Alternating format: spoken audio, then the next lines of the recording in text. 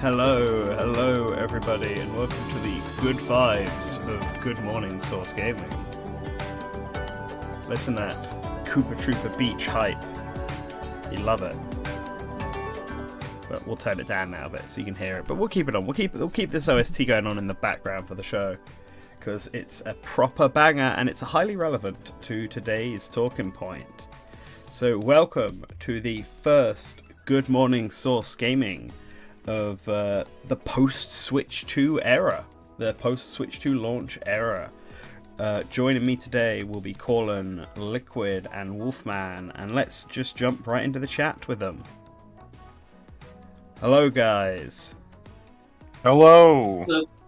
Oh, you all ready to talk some Nintendo Switch 2 in today's Yeah, it's here. Mm-hmm. Finally, after 1,000 years and so much speculation. I'm loving the thing, but there is something nice about having it just out.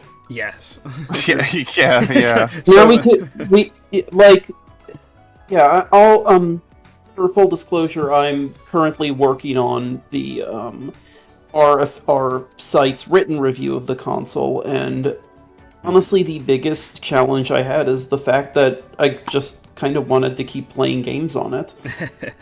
And I'm of the same boat as you, but I'm having to stop myself because Switch 2 came at a very terrible time for me. I've been all over the place in several different countries over the last 2 weeks, so I've only had the chance to play Mario Kart and Welcome Tour, and man, I really need to play more. I'm dodging Deltarune spoilers like I'm Neo from the Matrix. I'll go for it. Sorry, Kellen. I had an idea of about 4 or 5 games, but during the testing, to see, I just ended up getting really into Pikmin 4 and Hades again. So.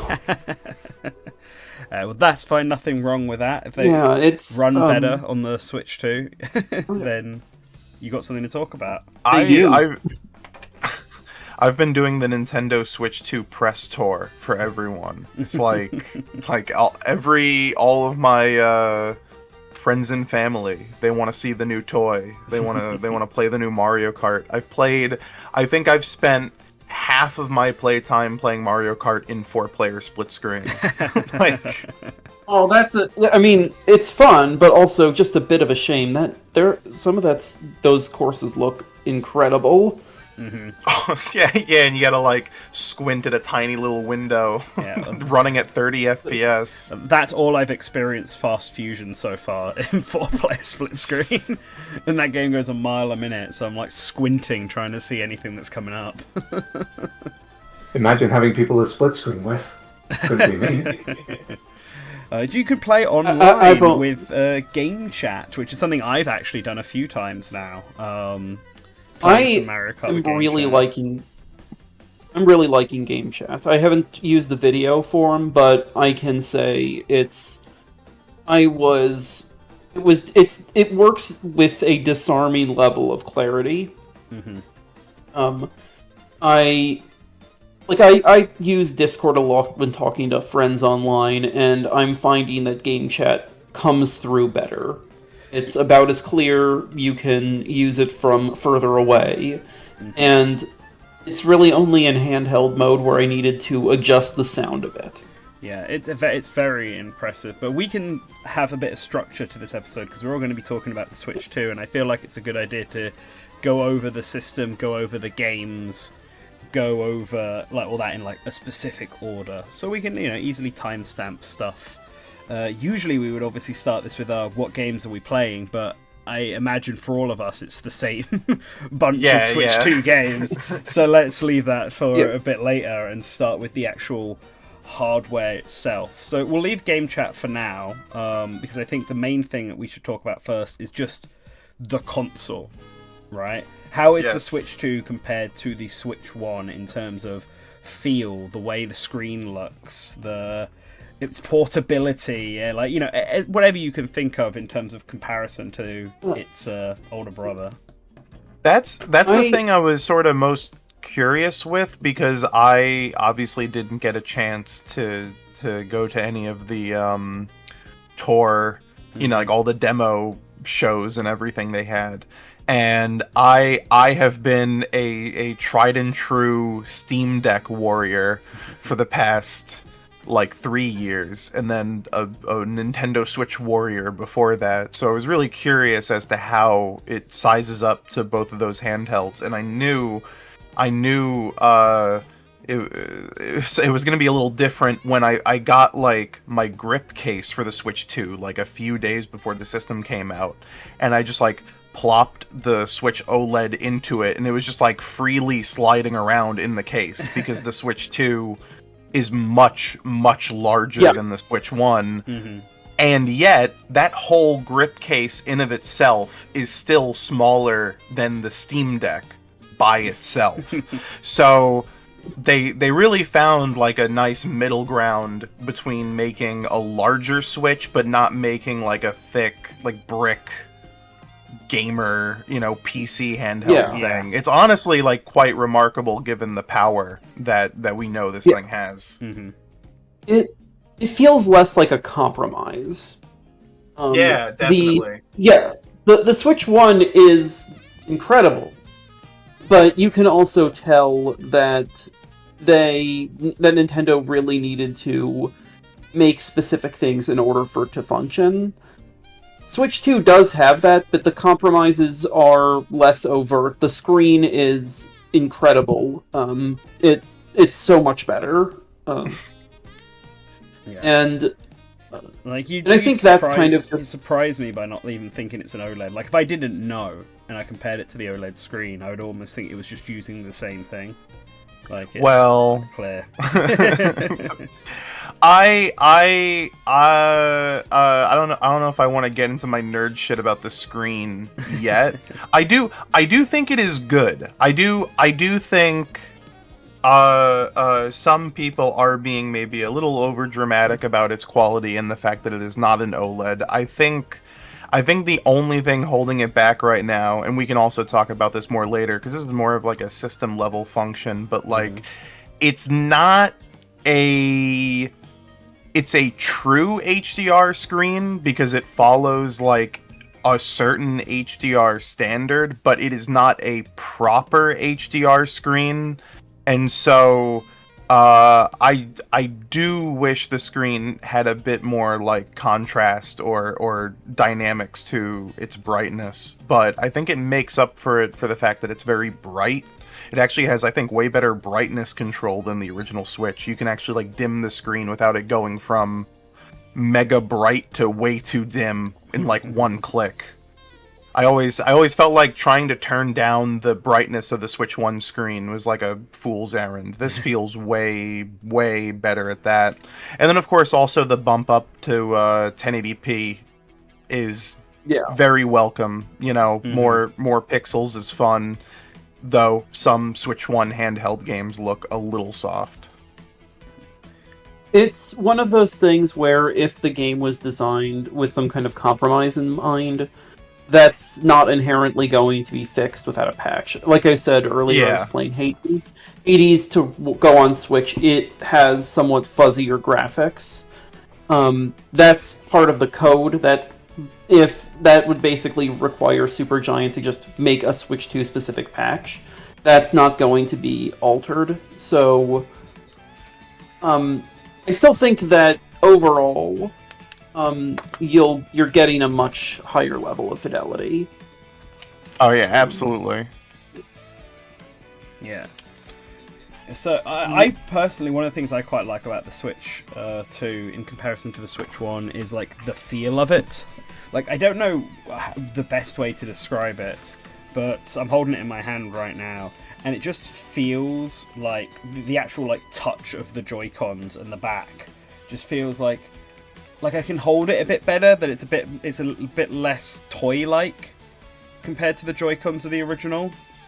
It just feels a bit firmer and weightier in my hand, and not just because it's bigger, obviously.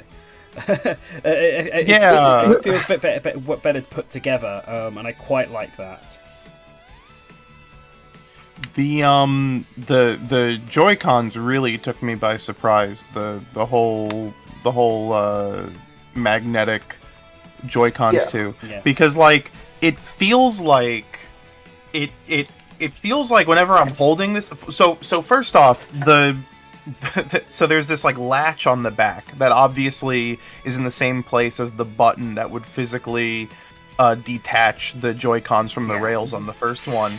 But and for the longest time, people were under the assumption this was like an electronically controlled button, because a lot of stuff that uses magnets usually controls them via software, like the Microsoft Surface line and everything.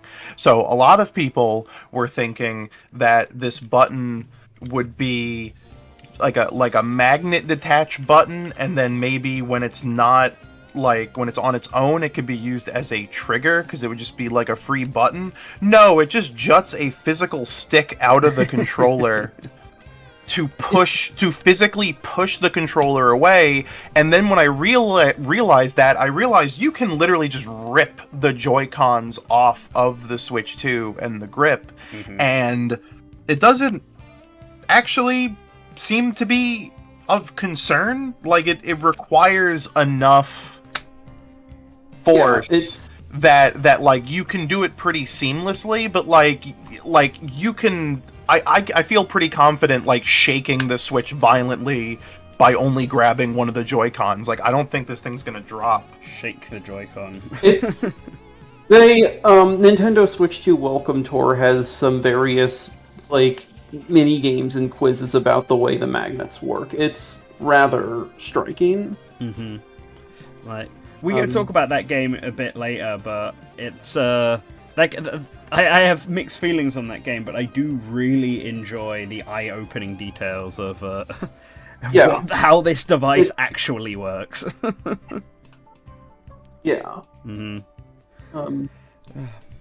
Liquid, what about you? What are your thoughts? Yeah, just to echo one of the earlier thoughts that was said, this thing feels absolutely premium. Like you feel the Switch, you feel the original Switch, and like it's a very surprisingly capable piece of hardware considering how it was made and under the circumstances. But you know, you hold it for long enough, and you feel like it's kind of, I don't know, maybe flimsy.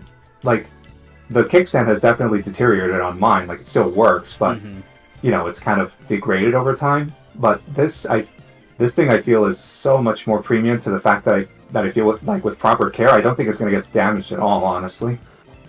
So yeah, that's like just holding it in my hand, just holding each Joy-Con individually. I feel like this has much better construction quality overall, and that makes me a bit confident in its long-term.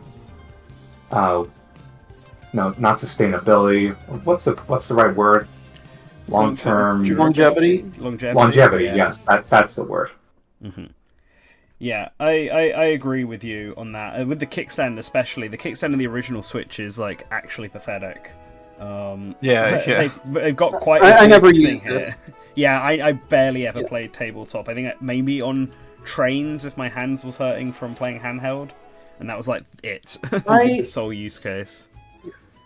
I will say I'm having a little bit of trouble with the kickstand on this one. I can get it to like roughly around like a 70-degree mark, which is perfectly like good for putting it on its side, but I'm having trouble extending it beyond that.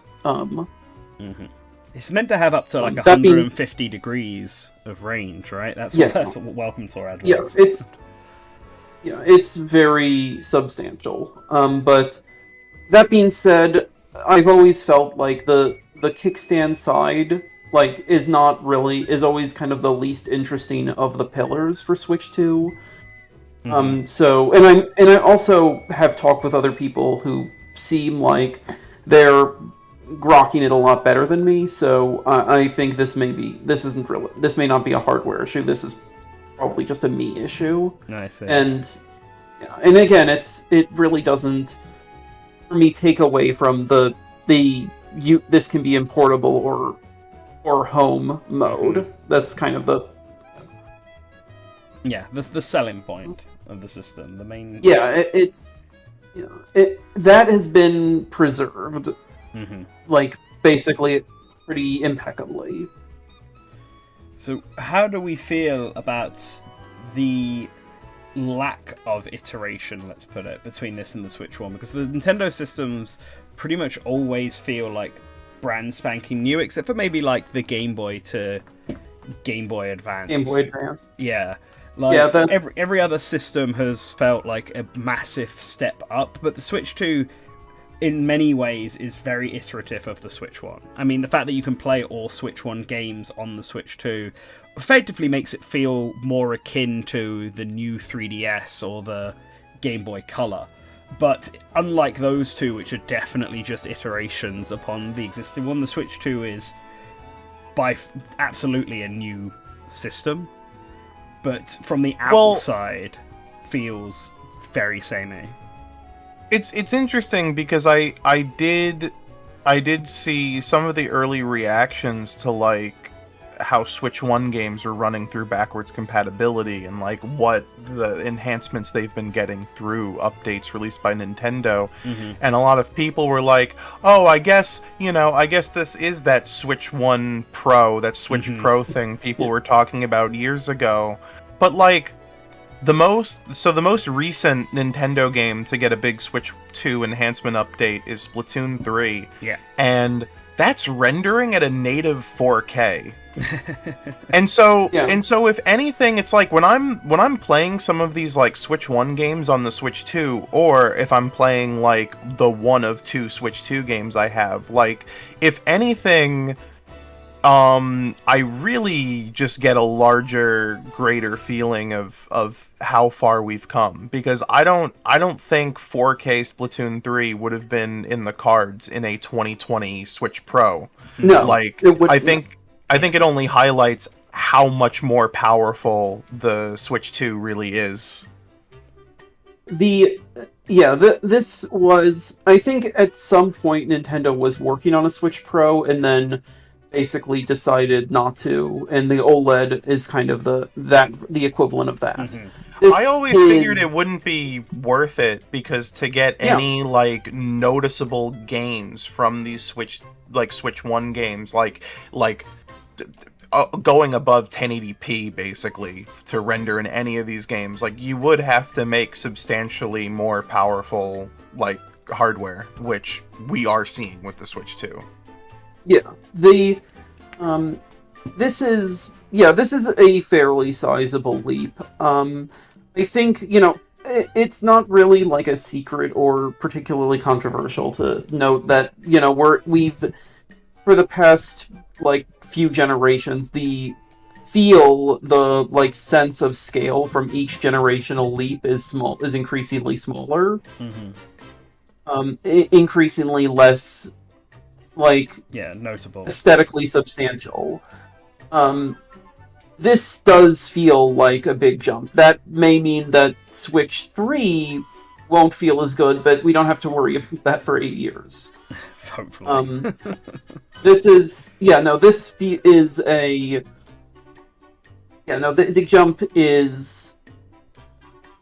jump is big, but also there are interesting innovations. It's just those kinds of strange, like under the hood things, like the more granular and like higher quality, like little gimmicks in the Joy-Cons. It's just that those are all optional. They're opt-in, and I think that's kind of and this is also true of the first Switch, is that the innovations and the gimmicks do exist. It's just that they're designed for people to choose to use, as opposed to, say, the Wii or the DS, where you really have to actively, like, build yourself around the hardware. Yeah. Mm-hmm. And I think, Oh, go on. I was just gonna say, I think, like, as much as I like having the value of those kinds of things, a really good Wii game or DS game is something that is very special.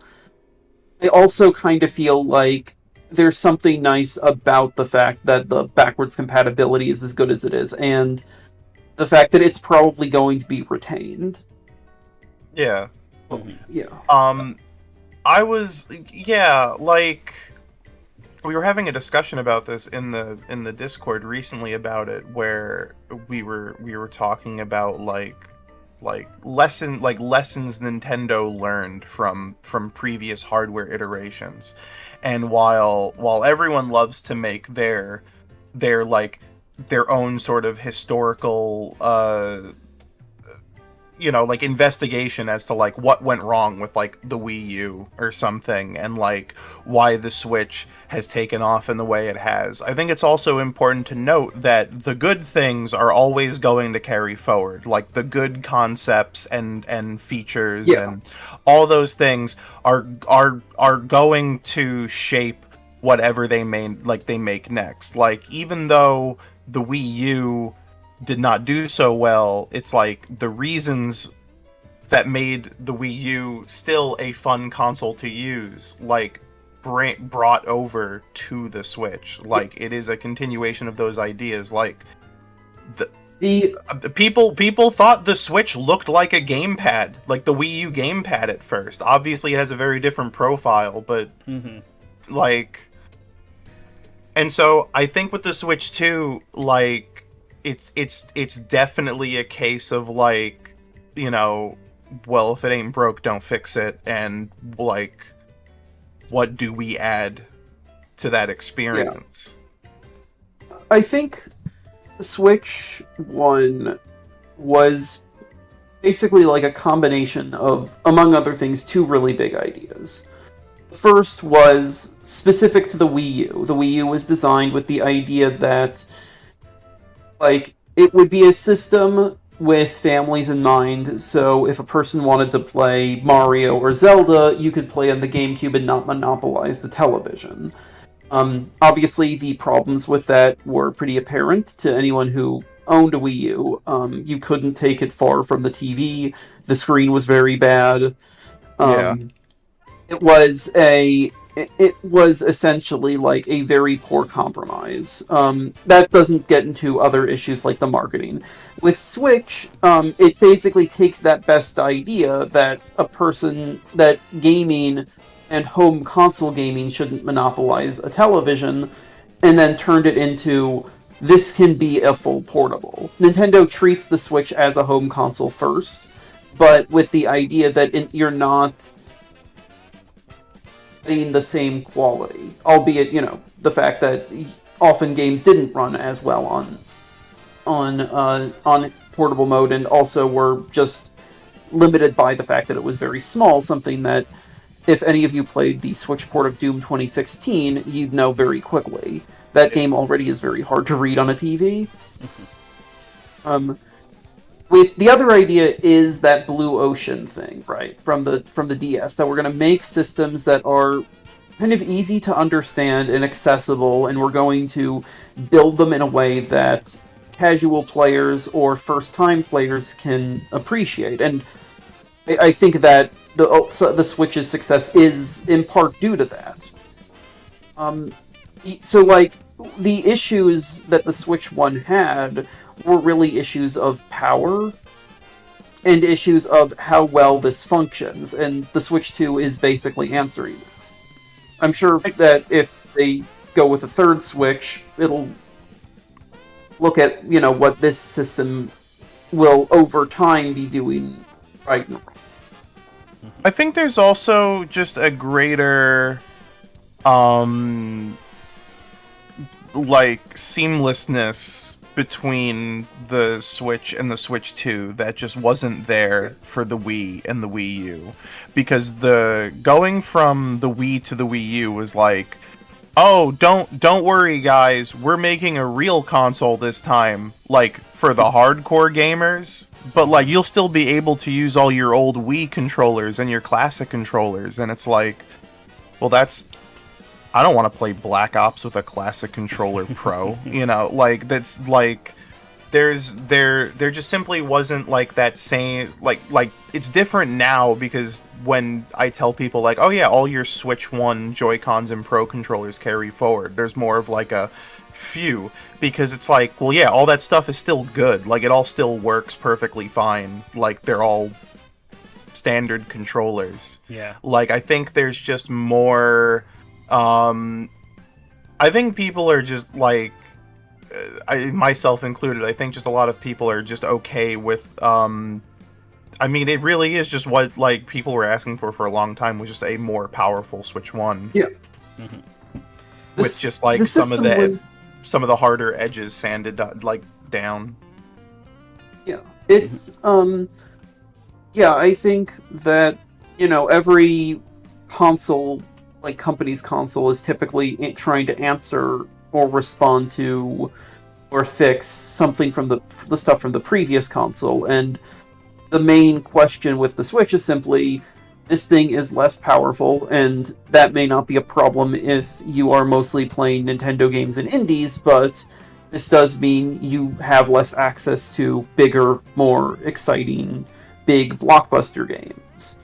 This is providing that. It is still underpowered, but it's not too far off from a Series S, so basically anything that can play on a Series S should, in theory, be able to play on Switch 2 to some extent. Well, that's so. I don't know if we want to talk into the actual hardware, the internals of the Switch 2, because this has been something that's been like we can opening. Yeah, we can. Let's save that for just a little bit later. Okay. I feel like we're still on the general hardware stuff, and Liquid hasn't had a chance to give. Oh, right. his take on this. I can just keep rambling on about this shit forever. Yeah, so I'll step in. Yeah. We'll keep on that, and I'll let you know when you've got your time to let loose. All right. So Liquid, what about your thoughts as a comparison to the Switch 1 and the move from that? Iterative, that stuff.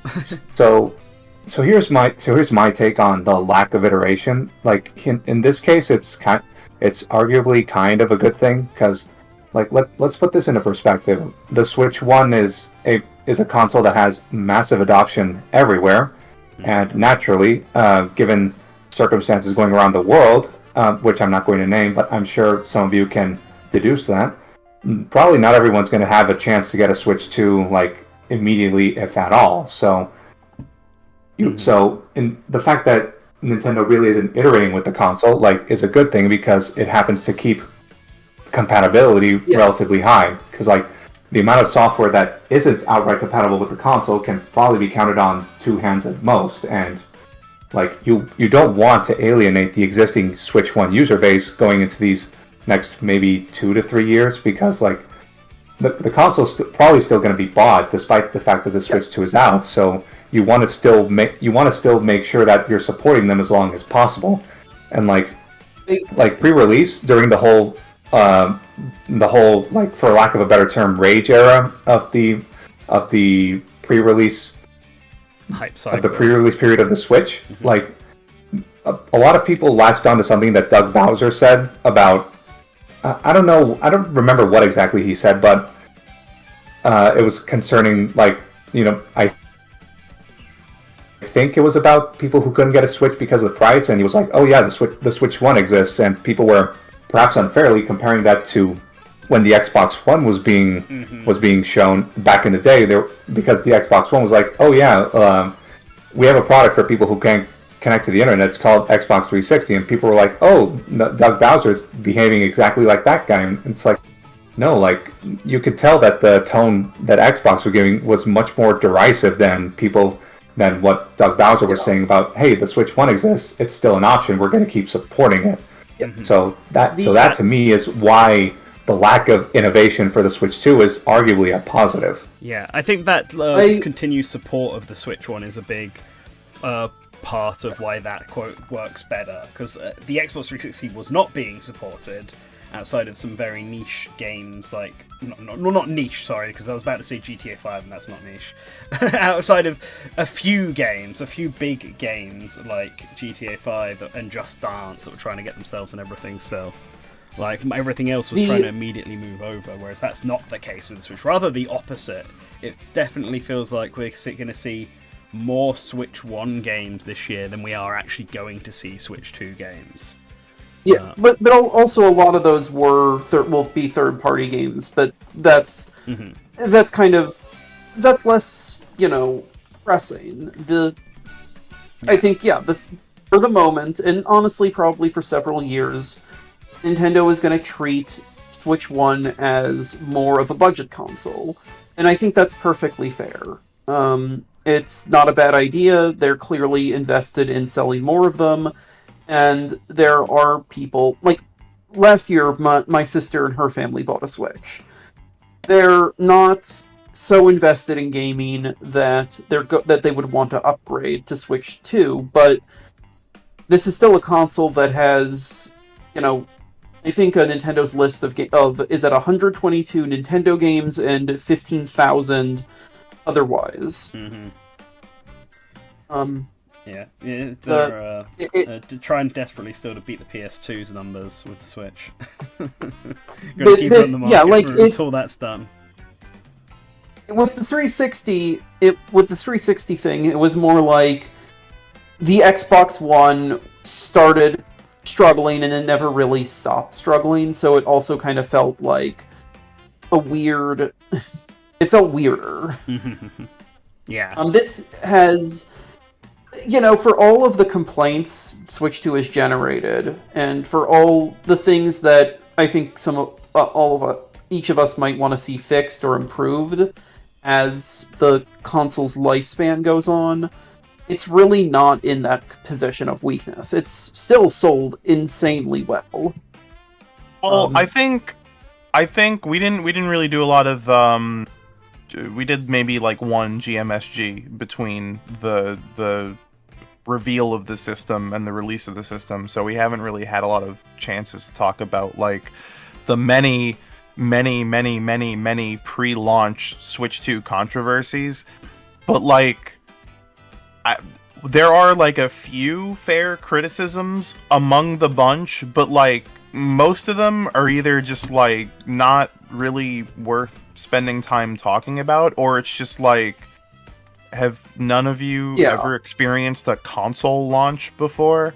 I feel like it's like there is a trend going on where I think there are more and more people buying consoles like much sooner than previous generations. Like we all remember like PS3, 360, Wii era. Like if you wanted a Wii, you had to be like at Best Buy at 9 a.m. every Saturday, like hoping for the lottery. But these consoles are getting out quicker and quicker, and I think also just the general desire to get on new hardware has been higher and higher, because like the PS5 and Series X arguably launched with way worse lineups than the Switch 2, and arguably also had many of the same things people complained about, and yet they did fine. Yeah. I think, and I don't think it's a double standard. I think it's just like people having very different expectations for a system day one. Because like I went on Facebook yesterday and someone was like, GameCube NSO only has 3 games, and it's like, yeah, I mean it could be more, but they will.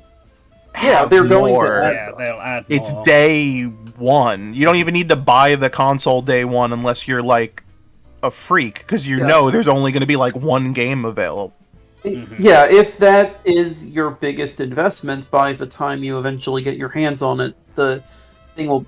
That's not to say that it shouldn't have started with a larger selection. I certainly wouldn't. No, I'm always going to say yes to more games and such, but it's also just a realistic, like, how many games are they going to put out on a console at launch? Like, how many games are people realistically going to pick up for a brand new console at launch? Like, yeah, most people are going to pick up 1 or 2 at best, really.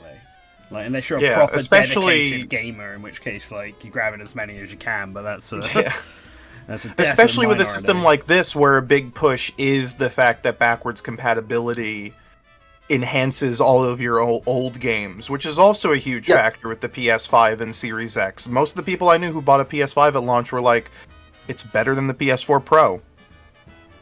Which I think is totally fair. It's whatever is most convenient for you at the moment.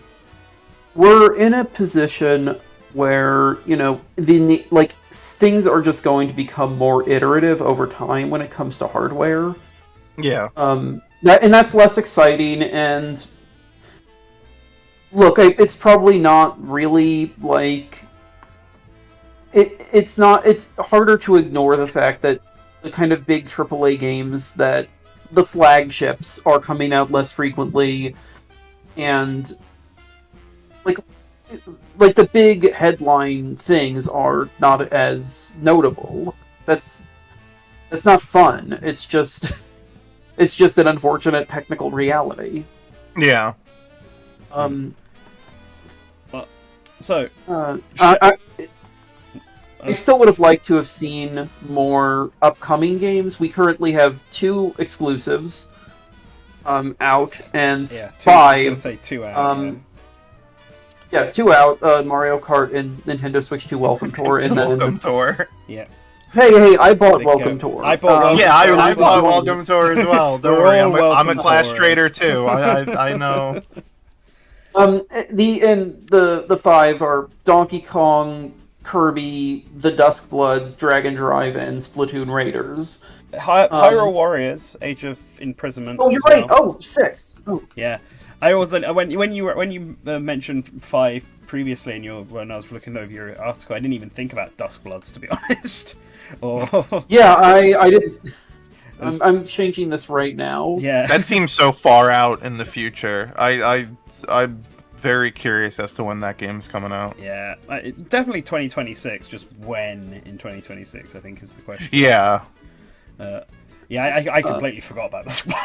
I'll be real. I mean, it's Donkey Kong, Dragon Drive, Age of Imprisonment, Splatoon Raiders, and you know, I don't even think I was thinking about Kirby, because that's technically a Switch 2 edition, and I feel like it's basically like a whole other campaign. But if you're gonna count, No, that, I'm talking about. Well, I'm talking about Air Riders. Oh yeah. Oh right. Never mind then. yeah. Fair enough. Okay. Let's move on and talk about the Joy-Cons, because the Joy-Cons have had some things removed from them, like the IR camera and everything around that, but have also had mouse mode added in, as well as the C button on one of them, and the Pro controller, and another type of controller. It's like the charging, what do you call it? Like it's similar to the controller that you get with the system that you can attach the 2 Joy-Cons to, but there's a special one you can buy that has the GL and GR button on them. What do we think about the new Joy-Con specifically, and how do we feel about mouse mode? Have we really used any games that have played it? For me, it's only been really Welcome Tour that's used the mouse mode so far. Yeah, charging grip. That's the word. That's what I was trying to think. Phantom. Thank you. I actually I like the mouse mode reasonably. I found it tactile. I wasn't sure what to expect, but I'm not sure how much I'm going to use it. I've always preferred playing with a controller, but it feels good, and it's nice that the option's there. I'll talk about my time with Cyberpunk a little bit later. Mm-hmm. I was a little mum on mouse mode, not because I thought it was like a bad idea or anything, but just as a PC gamer for most of my life, it's like, wow, they added a mouse. Okay, Not as exciting for you. yeah, like I'm just like, that's cool. You know, it's a neato way to integrate like a mouse-like function to the console. But I got Cyberpunk, and I've been playing it, I wouldn't say near exclusively in mouse mode, but for the most part in mouse mode. And wow. I am genuinely blown away by it. And I think it is just because of like it functions incredibly well. They were right. You can just use it on any surface. Like regardless of if you have the strap on or not. Yeah. Like you can, I think there's it just works. I when I play Cyberpunk on my TV, I'm just in like an office chair. Yeah. I think that there is one surface which doesn't work, and I think if the surface is too shiny, it doesn't work. So again, thank you, Welcome Tour, for this. Yeah, because it's like, but the Switch 2 it's like a Yeah, it's a camera that it uses. Yeah. The mouse uses a camera and the gyro within the mouse to figure out which direction you're moving your hand, and then in real time move a cursor like it's a mouse. I was like completely blown away by when I discovered it, and I like that they were like, "There's less resolution in this camera than the Game Boy camera. It just needs a microscopic amount of pixels to tell how you're doing it." But when me and a friend, when I was playing Welcome Tour with friends, one of them was sitting on a table which was quite shiny, and we noticed that the mouse just did not work properly. I've been using couch arms. I've been using my leg. I've been using like a binder that has like kind of a polyester outside that I have all my Switch carts in. It works really fluid. Like it's super responsive and it's like super smooth. It's what I would want out of mouse control from a console, and then it's benefited by the fact that it has it has haptics and it has like a bunch of extra buttons and stuff on it. It's a little unconventional in the first like 3 minutes of play, but I've gotten used to it. Yeah. Like I want to play some more games with it, because I remember I played Metroid Prime 4 at the event using mouse mode, and that worked really well. Although I think for Metroid Prime specifically, I actually found the best sort of control scheme was when I'm just exploring, playing it like a traditional game, and then when the second combat goes, turning my wrist to the right and going into mouse mode and aiming with that. Because aiming's way better with the mouse, but like actually exploring and using morph ball and scans and all that still requires the face buttons, so which is a bit more awkward to use when you're playing mouse mode.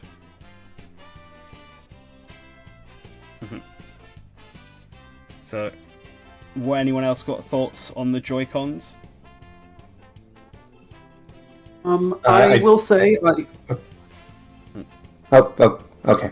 Well, I'll mind me first then. Go first, Liquid.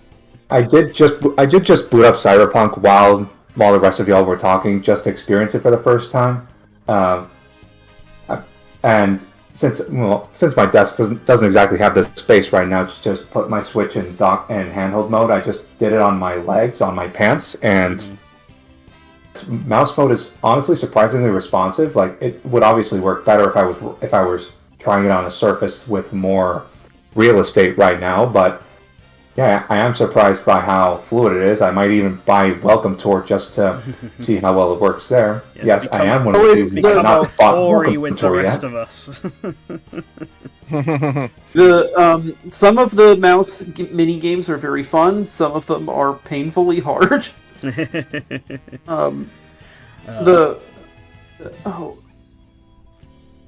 No, go ahead, Wolfman.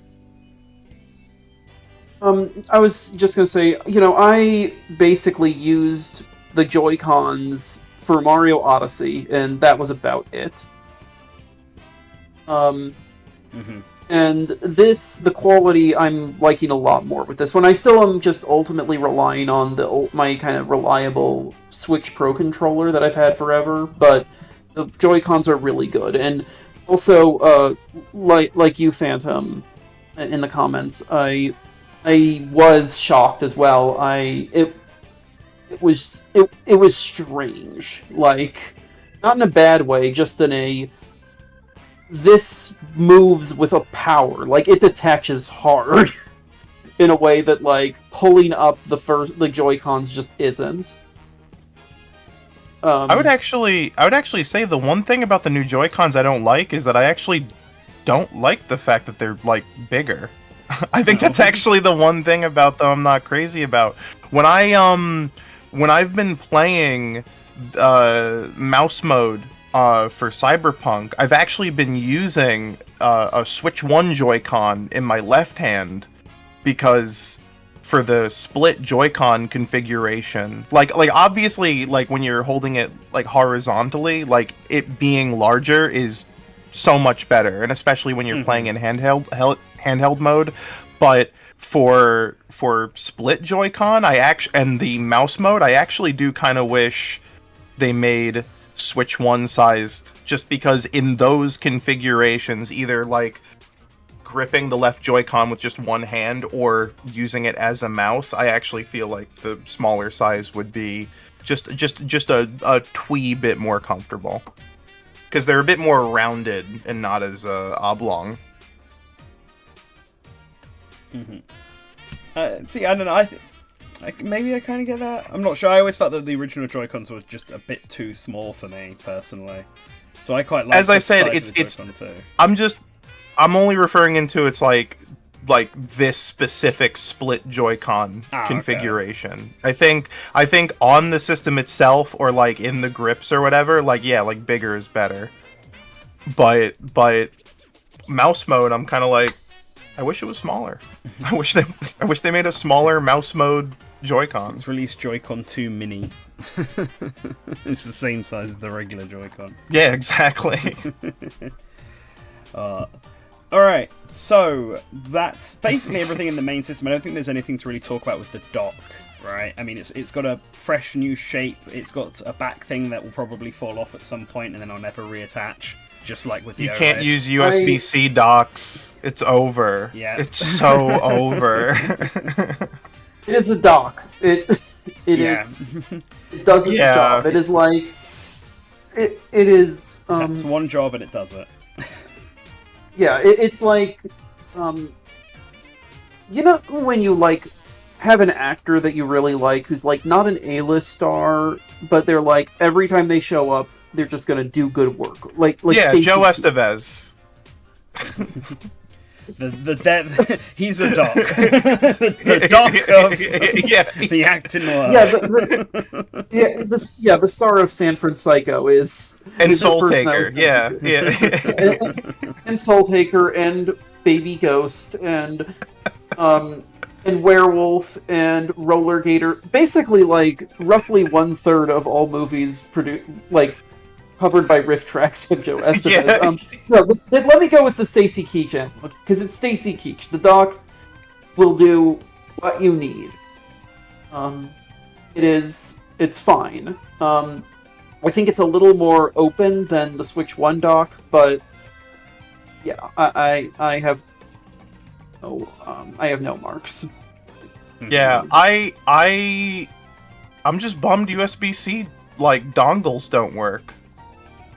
I just sort of figured they would because functionally the Switch 2 the video output of the Switch 2 should be nigh identical to the Switch 1 and the Steam Deck because they both just use standard USB-C display out protocols, but it seems like Nintendo may have changed the HDMI video timing or something. So just as of right now, all of those things don't work. So there is definitely something about that because I remember when I was setting the Switch 2 up for the first time, I was being lazy and I was just like, I'll just take the Switch 1 dock off and put the Switch 2 dock in its place and use all the Switch 1 wires. Yeah, you need the new charging. But actually, yeah, you need not only the new charging thing, the new HDMI cable as well is at least needed at the start.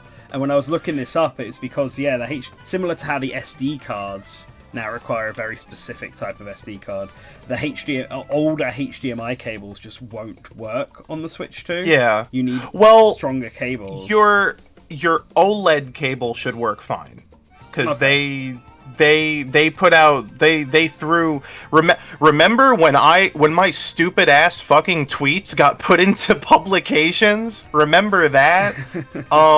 Part of that was because they had put a higher end HDMI controller and faster HDMI cords in the Switch OLED box. Doesn't utilize any of it in any way, but it's there. So you can still do your 1440p 120 Hz HDR over the Switch OLED cable. But yeah, those Switch Day 1 HDMI cables need to be swapped out.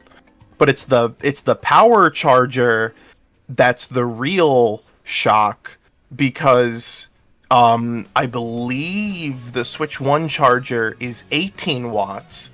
I believe the Steam Deck charger is either 35 or 45 watts. Point is, neither of them works because the Switch 2 charger is a 60 watt charger. And so if you want to buy a third-party power brick for your Switch 2, at least for docked mode, you can still use any USB-C cable for regular charging, but for docked, you need like a really beefy brick.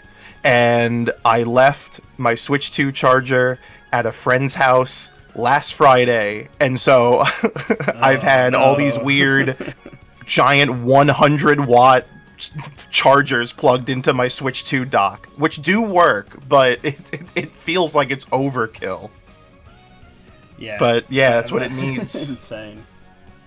I didn't realize. I mean, I knew it was powerful, but it's funny because it's the plug is one of these ones where the wire, the USB-C wires, can be separated from the actual brick itself. Which huge props to Nintendo for that. Yeah. Huge props, because it means you can just swap it out with a longer USB-C cable without having to buy a whole new charger, versus something like the Steam Deck where it has like a hardwire 4-foot-long charger cable. So it's like effectively useless in most cases. Yeah, it's pretty neat, pretty nifty to have the option for that. Yeah. But yeah, alright, that's everything about the dock. There's really not a whole lot to say. Yeah, really. Let's talk about game chat for a bit, because I know I've used it, and Wolfman, you've used it. Colin, Liquid, have you guys used game chat? No. Nope. All right, Wolfman. I guess this is. In fact, I keep hitting the button on accident because I keep like instinctively going for the home button, and the home button is not at the bottom of the controller. It's the fucking game chat button I'm never gonna use. So I mean, I wouldn't say I'm never gonna use it, but as of right now, I have not used it. So I am highly impressed with game chat. I've used it a me few too. times with friends locally. Well, not locally, obviously. With friends I know in person, where it was me on my own, and then 2 friends from one house and 2 friends from another house sharing switches, and we're using it. And then I did a session the other day to record footage with Liam Robertson from, who does stuff for Did You Know Gaming and his own channel. And we played around in Mario Kart on game chat for a bit to test it out. And both times I was like very impressed with not just the camera, but the way all the little features that game chat has. Its green screen effect is really good. The microphone's ability to noise cancel is like actually insane. We did the welcome tour tech demo when I was at my friend's the other day, where me and a friend had a conversation while my other friend put a vacuum cleaner on and stood between me and the Switch 2 and pretended to vacuum, and the Switch 2 completely took out the vacuum noises but managed to keep in our conversation audibly. When I was playing it locally, with local friends, we had some who were about 15 foot away from the TV, went into the kitchen, all this. Then 3 that were all together in a single room, and myself on my own, and we all came through at exactly the right volume. You could all really easily understand each other. It was really cutting out any kind of background noise, and the camera was managing to focus in on our faces. When you have multiple people, you can actually pick what the camera focuses on manually, which is quite funny. It's just extremely impressive.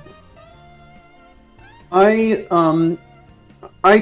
have a lot of online chats with a friend of mine. We typically use Discord.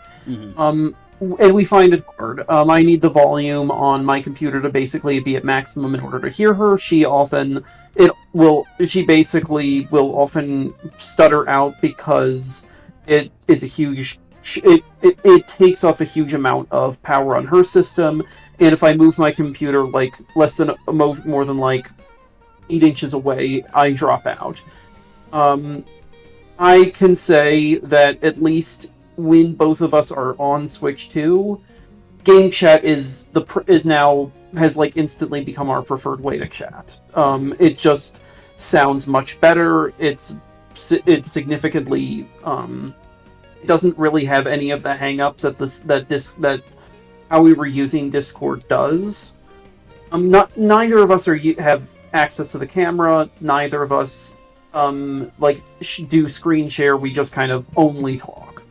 so I can't really like talk for those. But just for the pure audio, it's excellent. It is absolutely excellent. And I realize that this is like something that no one is going to buy the system for this, and most of the people who do online chat aren't going to use it, even if they have Nintendo Switch Online. I can say, like, it's really good. Yeah. Just on a technical level. Like, and there's an ease to it, especially if you have the Nintendo Switch mobile app. Like, if I send someone an invite or someone invites me to a game chat, I get a notification on my phone telling me that I've been invited. And of course, it's just a simple press on the Joy-Con. I press C button on, immediately menus up. I can decide what sort of layout I want for it, and I'm in a chat. No hassle about having to set Discord up, go into my computer, or having to do it through my phone if I don't want to leave the living room. As long as obviously we're all playing the Nintendo Switch too, rather than me playing it at friend playing Steam or whatever. Like, I think that this is the better way to communicate and chat with people, and you don't have to see people on the bottom row. You can just put it on full screen, no camera, just using the microphone. That's actually my main complaint. Is I do wish you could basically change it so it's just by default full screen. That's my main complaint. I suppose if I had a second complaint, it would just be that because it is tied to Switch 2, it does mean it obviously only works if you're playing it. What I would like them to do, actually, is have the streamer overlay option that is basically you can have in the bottom screen where it green screens out your background but keeps you in it and puts you over the front of the footage. I want that as the full screen stuff, because if I could do streaming like that, this is a very niche thing, but if I could just like send my game footage to my PC and just have the Switch 2 camera picking me up, then I don't need to bother with any kind of overlays or anything like that on XSplit. I mean, I can have a streamer set up immediately, or just through the Switch 2 itself. But that's a very niche request. I understand that. Overall, I was really not expecting to use this thing more than once. But it's just going to be a regular part of my online communication. It's not, like I said, it's not really, like, I came in with, like, the no assumptions. It really blindsided me, the actual audio quality and the ease of use. And have you seen the accessibility features that Game Chat has? Those are very impressive. So you get both text-to-speech and speech-to-text. If you do speech to text, a little chat comes up on your right, and it will like tell you who is speaking and what they're saying, and it is really accurate. I think like maybe if you have a very strong accent where it's like hard to understand you anyway in real life, like if you had a very strong Geordie accent or something like that, it might struggle. But when I was testing it out the other day, it picked up everything pretty clearly. I think my only complaint would be when it gets to the end of the row of text, if it doesn't like just move the word down, it'll be like if I say you, it will say Y on the top and then OU at the next line. It doesn't like space it out like it would on an actual Word document. But other than that, it picks everything up very clearly. And then the text-to-speech option obviously is a bit slower because you need to type. But that also works really well. And you can actually, one thing me and my friends are messing around with is you can set the text-to-speech to different accents, to different regions. So when we were playing Mario Kart World, we set it to Italian and just had the text-to-speech speaking everything with an Italian accent while we played Mario, because, it's just fitting, right? That's actually kind of fascinating. Yeah. You're playing as Gondola Luigi. Yeah. Luigi's best costume in that game. Yeah. So I think if you plug a keyboard, a USB-C keyboard into the Switch 2, you could and you just didn't want to speak, you could use text-to-speech really effectively through Game Chat. It's clear that they really, really thought a lot about how to make Game Chat quite accessible and quite a usable feature, which makes it kind of surprising that they are going to try and start charging people for it next year. I wonder I wonder if it doesn't Well, pick it's- off in the way that they want it to. If maybe they will just keep it free. I should. Well, it's going to be just it's going to be paid, but only because it's just tied to NSO. Yeah, but I mean, it's free right now, and it still uses online yeah. stuff. So, obviously, like, the reason it's free right now is because Game Chat is one of the new features that of is the true, Switch yeah. 2. It's got a whole Exactly. button They're not dedicated to charging the people for controller. Game Chat. It's just part. It's to be clear, they're not separately charging. It's just part of NSO. Yeah, it will be They're- part and of they're just NSO putting- next year. It's that for now. It's free. Yeah. For now, they're not charging anyone for it. But it's a year only. This is something that weirdly is being like misreported a lot, or maybe just misunderstood. But I don't know why. But that is It's the internet. to be clear. It is the internet. Remember when people thought all Switch 2 games were going to be like $90, or they thought Mario Kart was going to be $90, even though it never said that anywhere? And every game's gonna be a game key card. Yep. Am I right? Yeah, that's it. That's it. You've gone Which with is the- like almost kind of true. I know. Unfortunately. Yeah. Praise to Cyberpunk and Nintendo. But ultimately, I think I've got a very strong impression of Game Chat, and I think if I like spot that I've got friends online, even if we're playing separate games, I might just boot up the Game Chat just to have a chat with them, even if I don't have to look at their 10 FPS footage on the bottom screen. Like, I think I'd be more willing to do that if I know people are online. So it's good. I'm very impressed. And obviously, I have the camera as well, and the camera is pretty cool. I'm gonna test it out by actually trying to record a video. Like, I was running around today trying to get USB-C camera recording software onto my phone, because if I can like just record 1080p with this Switch 2 camera using my phone as the device, that's going to make recording things so much easier. So I need to test that out, because you can just use any old camera. You don't need the Switch 2 camera, but the Switch 2 camera is quite nice. It's very small and compact. It's really easy to hold. It's actually smaller than the Switch 2 itself if you put it on its side, but it has like a very wide angle view of what it picks up, and all obviously at 1080p.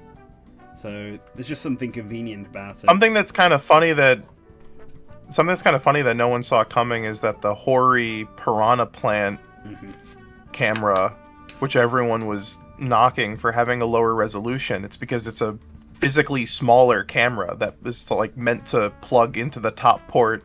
Oh, really?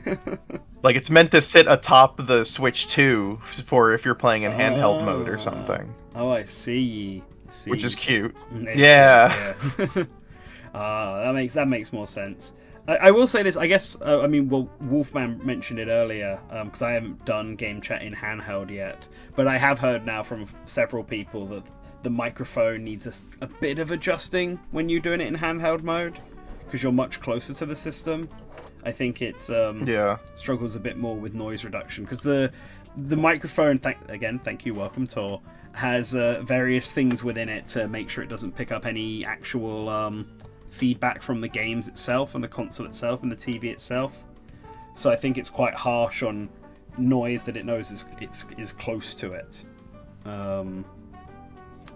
So when you're actually speaking close to it, you can mess it up sometimes. I think that's like the one sort of flaw with it, but I'm not really sure what a solution would be. Yeah. I should also note it. I only really had to change it by a couple degrees, which is annoying, but it's mild. Mild, yeah. Yeah, pretty much a lot of my issues are really just mild. All right, shall we? I think we talked about everything that's specific about the different hardware. Unless you guys have the Pro controller and want to talk about that, I don't have one myself. Because I'm just going to use the Switch one.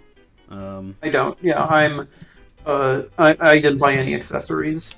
Yeah. Unfortunately, I am sticking to the wickedly talented 8BitDo Pro 2 controller. My Switch 1 Pro controller is still going strong after 7 years, and until it gives out, I'm probably not going to buy the Pro controller. I don't feel the need to.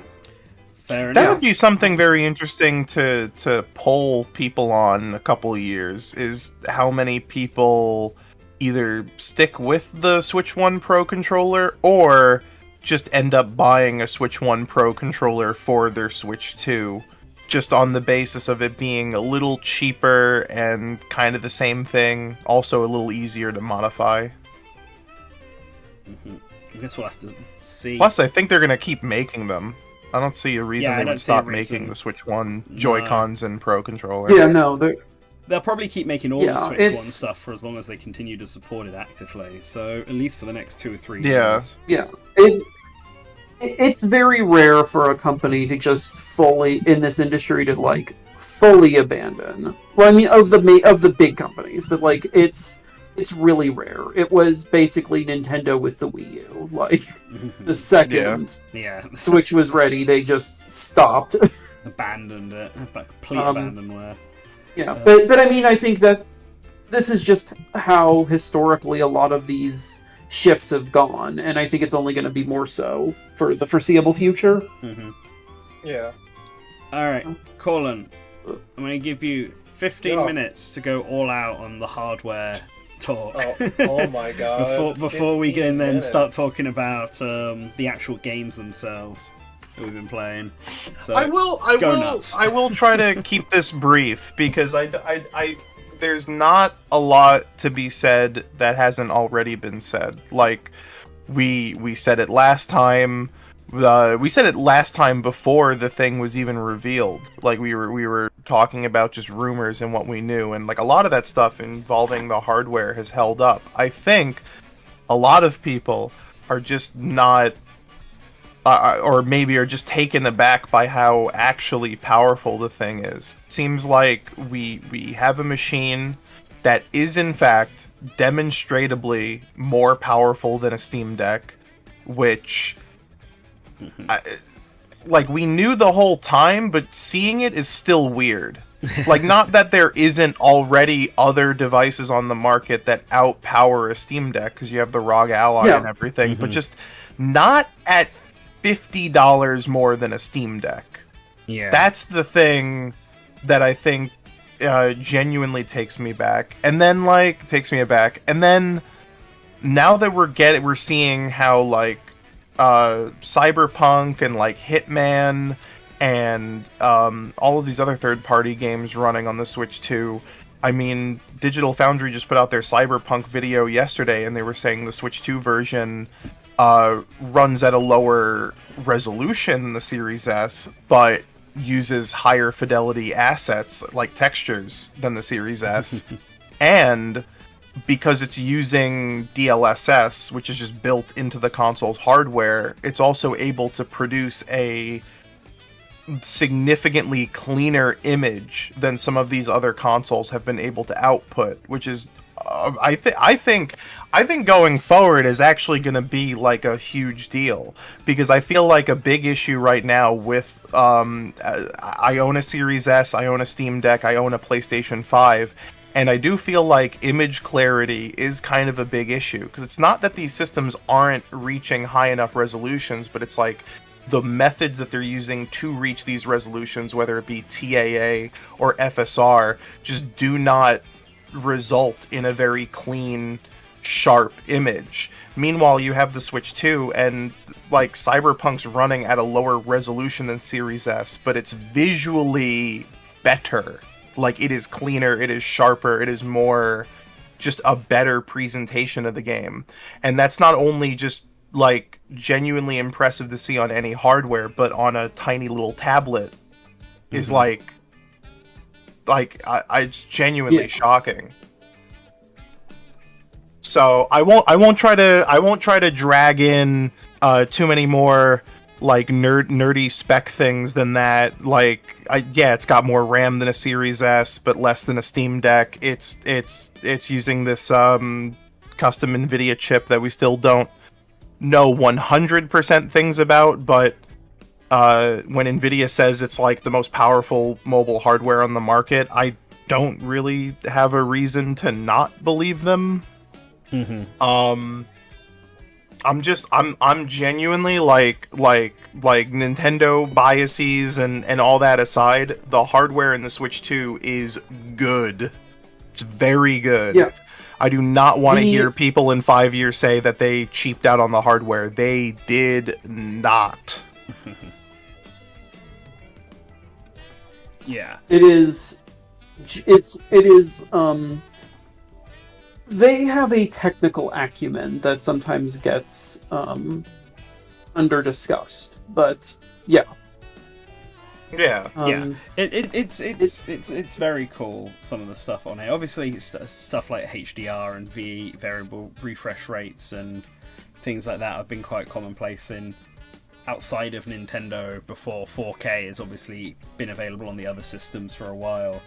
But I think packing everything like that into this and using little tricks to make it look way better. Like, I still think about this comparison to Street Fighter 6 between the Xbox Series S version and the Switch 2 version, where the Switch 2 version just the Series S version just looks the Switch 2 version is just knocks it out of the park. Yeah, but they're not that dissimilar in terms of actual resolution and stuff. The Switch 2 is just doing various technical tricks to make it look like it's a higher resolution than it's actually displaying out. And I think with advances like that, the weight of whether something is actually 1080, 4K, 720, 480, it just starts to fall apart. Because that's the funny thing. That's what we were seeing with the why am I forgetting what they were calling these things? But like the Switch 2 demo, like the little bird thing. Oh no, that's not Switch 2. That's Wii U. Sorry. No. I just meant the demos. Like the people were, going to the demo shows and went. Right. The Switch 2 experience events. Right. Yeah, thank you. I couldn't think of the word experience for some reason. But yeah, like one of the funniest things to come out of the Switch 2 experience was that no one knew the resolution of these games. There was all sorts of miscalculating and misinformation because it's like, okay, Sega is saying Yakuza runs at 4K, but like the footage bounces between 1080p and 4K. Cyberpunk is native 1080p? Oh, it's using DLSS. Are all of these games using DLSS? Are none of these games using DLSS? Like, people seem genuinely tripped on what resolution these games are running at, which I feel like for something like a PS5 or a Series X, that would be like a huge, like, what the fuck is going on? Like, why can't they just say 4K or something? But for a tiny tablet thing, that's pretty incredible. That's pretty, like, remarkable that you can dock this thing and go, like, yeah, it's probably not true 4K, but what it actually is, because it just cleans up so well. Yeah. It just looks so good that it's like, that's what matters ultimately. Like, reason people like higher fidelity stuff isn't because the number is bigger, but because the screen looks cleaner. And if you can get away with doing that using DLSS and other upscaling tricks, then it doesn't really matter if the game is running at 480p, because it will look just as good as a 1080p game, and you won't notice unless you really, really dig into the hardware and the actual tech behind it to discover this. Yeah, once you start blowing up like blades of grass moving in the distance, that's like kind of creating some artifacting in the upscaling. Like then maybe it kind of falls apart. But I think within general gaming habits, like games on the Switch 2 just look really good. Mm-hmm. They just clean up really well.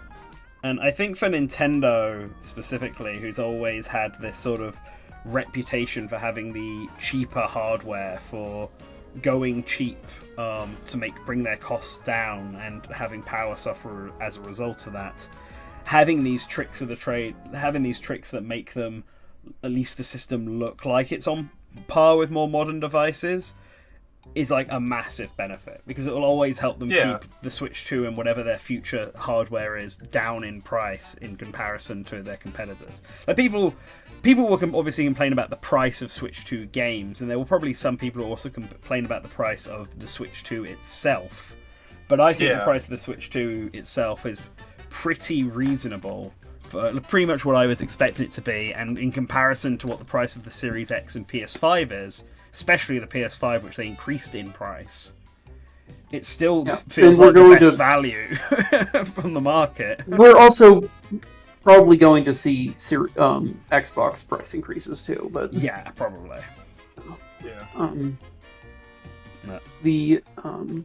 But yeah, it's I think that from a financial perspective, it is very much bang for your buck. Mm-hmm. And they're targeting, I mean, like, the fact that they are trying to target for, like, 1440p and 4K in docked mode, like, even with all the specs and everything we had on hand 6 months ago before they revealed this thing, I would have never guessed in a million years that they would have released a 4K update for Splatoon 3. Yeah. Because, like, where do you even go from there? They're like, manufacturers have stopped making 8K TVs. It's literally 4K 60 FPS. Like, until they make a Switch 4K 120, which I don't even think would be necessary. Like, is there even anything necessary for obviously not every Switch 2 game is going to meet that, but yeah. Yeah. I'm wondering, is there even anything necessary for a it's just very impressive. 8K TV. Yeah. Like, it feels like a step over at that point to me, but maybe that's just me. Yeah. Cool. So yeah, good stuff. Good tablet. I'm very impressed. I like the game I really want to see next is like I do really want to see like how that Star Wars Outlaws port by Ubisoft is going to hold up, because that's like a huge, big, demanding current gen AAA game, and that's only a couple months away. I'm excited for Rebirth, which I assume is next year. Yep. Nice. So, all right, let's talk about some actual games, shall we? Like, unless anyone has anything they want to say on the hardware still left over, Liquid, Wolfman. I'll leave the hardware to Callan.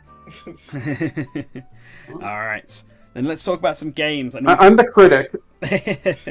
Then this is your time to shine. We'll start with the game that we've mentioned quite a few times, and the one that's so tied in with the hardware, Welcome Tour. I'm just gonna get it. I'm just gonna get S out of the way. It should have been a pack-in. It's not. I feel like there's not really much more to say on that particular topic. For me, what I keep thinking about is, well, it's two things. The first is that the jump is real. Like, the leap from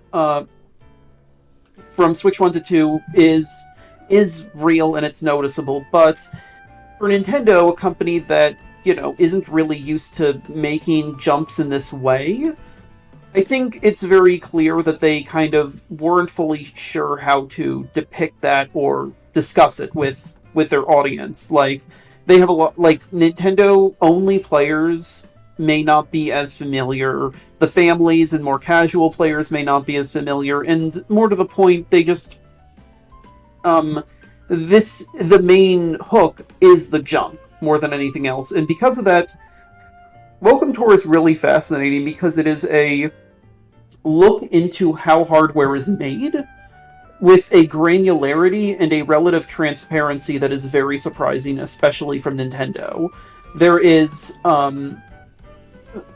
are just, like, we talked about the computer mice. Nan, I believe you were the one who mentioned that they have a thing where they talk about how mice work, how computer mice work, and how mice used to use trackballs and now use cameras to kind of position itself. They literally go into that and then talk about the differences between their mice and normal PC mice, which is, like, genuinely really fascinating.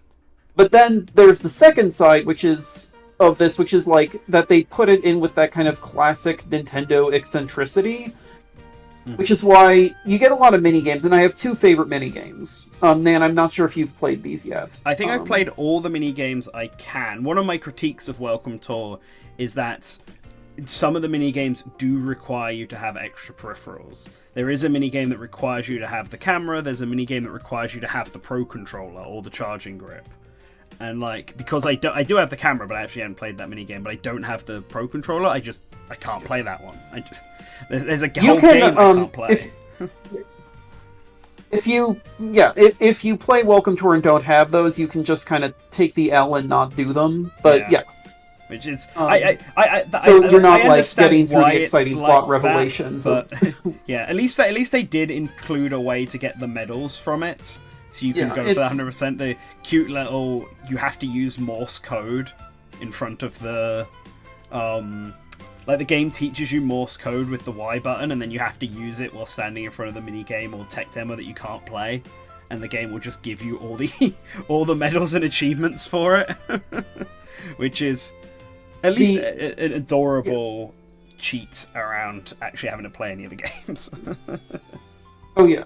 So there are a lot of mini games. There's one where you have to use the mouse controls to like dodge exploding spiked balls, and there's one where you have to like and one where you have to kind of like test feel the rump, move the use motion controls to see how the HD Rumble 2 is different from HD Rumble 1. But my favorite are two mini games. One is Guess the Frame Rate, where it's a mini game where you are shown the same clip at different frame rates, which is very hard.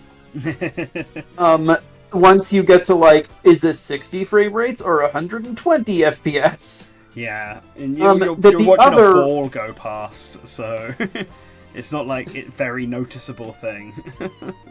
I think that minigame is also a little hard, because I don't like when it's most obvious when you have like a 60 FPS and 120 FPS ball on the same screen. I don't think the VRR knows how to like properly display that, because it does just kind of like due to like the inherent kind of ghosting of having like a really high refresh rate screen trying to match the frame rate of like a lower frame rate animation, it can just look kind of samey. Mm-hmm. But it is very fun. So guess the frame rate and the second is Super Mario Brothers in 4K. Now this is hard. That one's great. No. That's really funny. Yeah. So the big thing is the jump is now to 4K, and it's kind of hard to fully like express like how different that is or how different that feels. But in the case of this, they're going to show you how 4K works by you're going to take Super Mario Brothers and play it in 4K. And what does that mean? Does that mean that the pixels get really big? Does it mean that they add visual effects? Does it mean we put it in widescreen? No. What it means is that there is a... let me get the actual numbers, because I don't always remember the numbers very well. Pixel per... Yeah.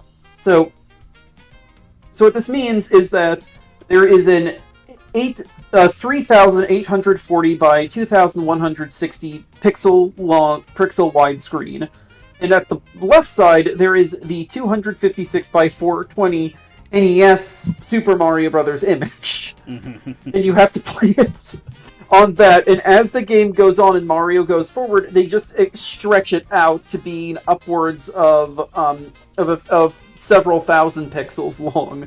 It is the stupidest and most brilliantly funny thing, and it does show the scale that like we really are working at such a huge level of fidelity compared to what has come before, but it's in such an insane and ridiculous way. It's that kind of purely strange Nintendo imagery in aesthetics. It's like Brain Age or Wii Sports Resort. Yeah, I love it. That I one. love. I almost wish that they had included the entirety of Super Mario Brothers, because it's just the first level. It's just a tech demo. But it would have been real. I would have absolutely played the entire. It would have been game actually like that kind of just for the cool. laughs. Actually, I think what they'd have liked to see was like the different eras, like see how it compares to Super Mario World and then Super Yeah. Mario 64. Yeah, just But also it's slowly increasing in size. yeah. Yeah. I think I find Welcome Tour to be a very cute game. It's like just learning all the facts about how the system itself works is actually way more interesting than I would expect it to be from someone who isn't as techy. Because you're right, when they talk about the mouse stuff, they don't just tell you how the Switch mouse works. They tell you about how actual mice work, and then how they translated that feel of a mouse over to the Joy-Con too. And it's very fascinating. When they talk about the camera, they talk about like the Game Boy camera and other versions of Nintendo's camera system. When they talk about HD Rumble, they explain like how it's attached to the back of the Joy-Con this time so that it can feel directly into your palms because of how players I love will the bit hold with things. the speakers. That was genuinely so fascinating. Yeah. Like them demonstrating how it was built and like the sealed up process and box. like yeah, that's how they- like You've got to angle And it how slightly these can make downwards noise. as well.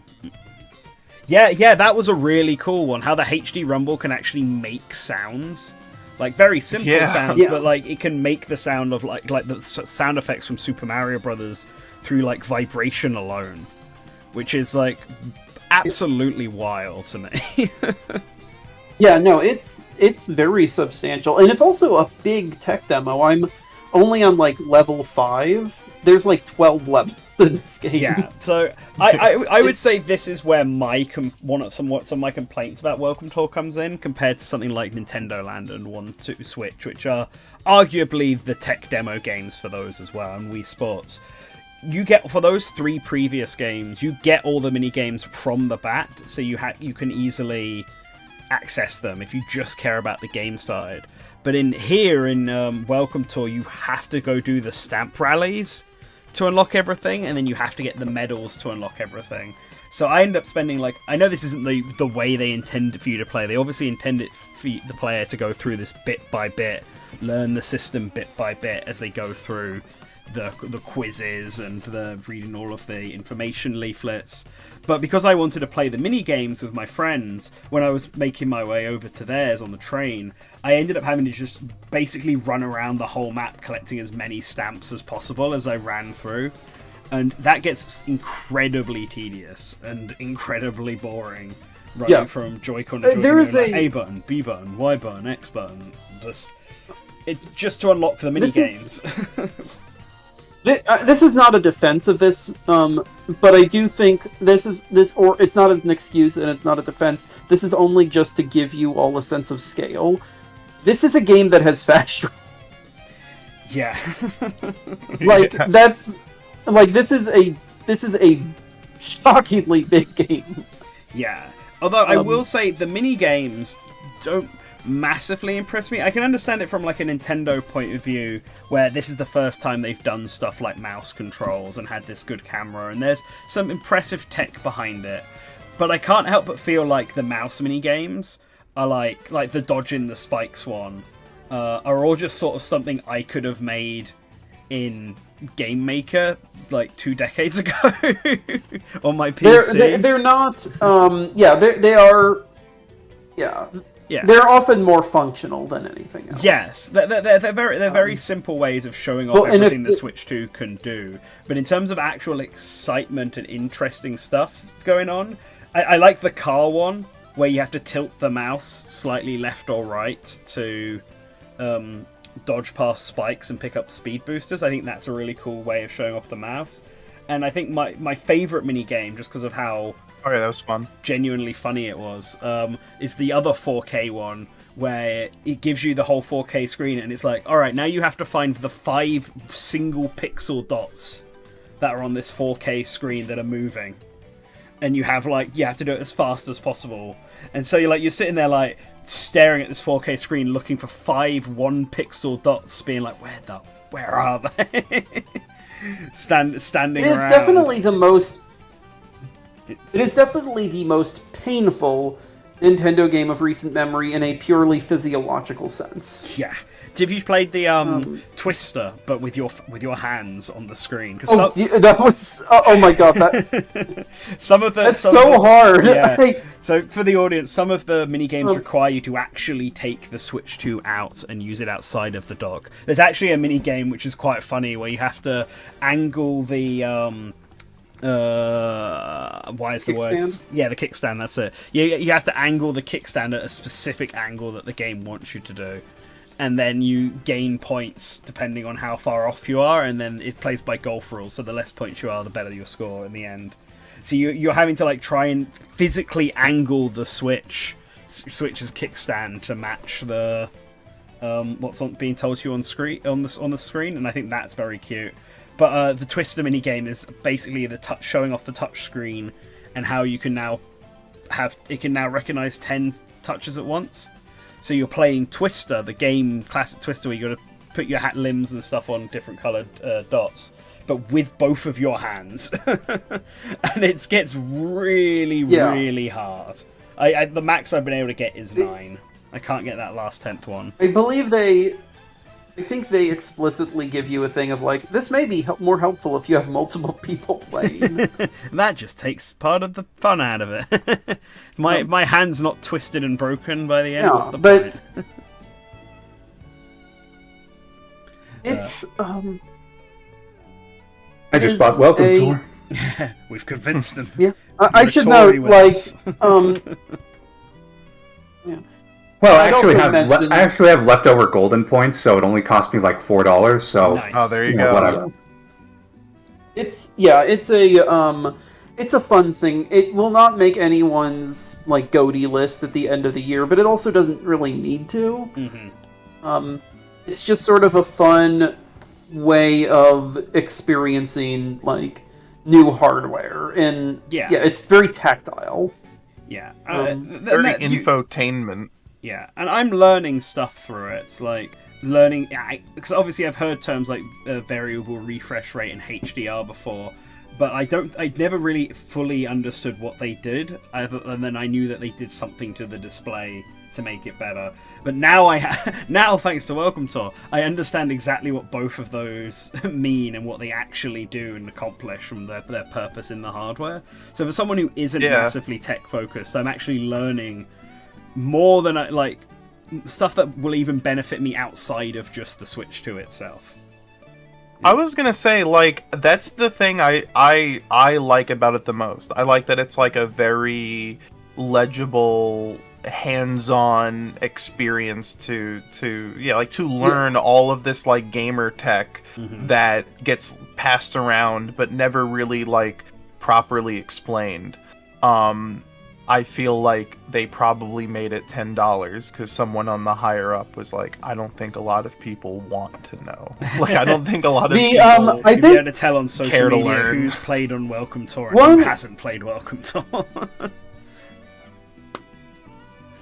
One thing I had heard, and I'm not sure, and I don't have necessarily a source for this, so this could be wrong, but like, is a thing by someone at Nintendo mentioning that like, it feels kind of bad if we like it makes the developers feel bad if we just treat their game as free.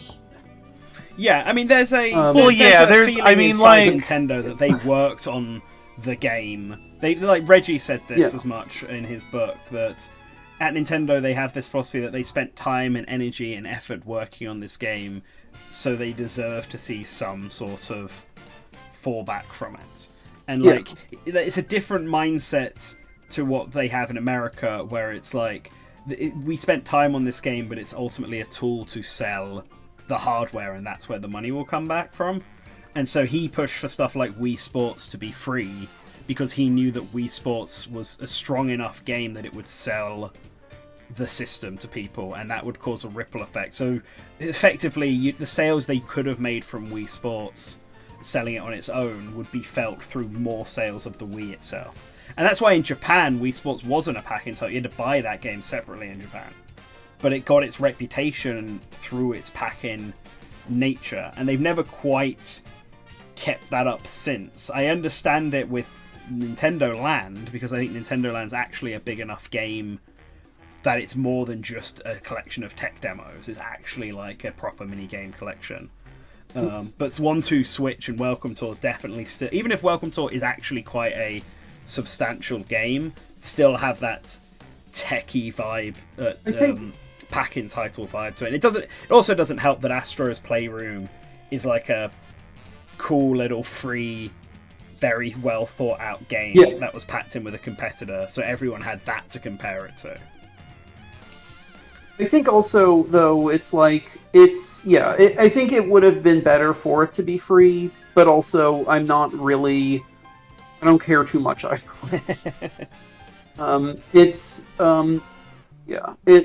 Whatever it's worth, it's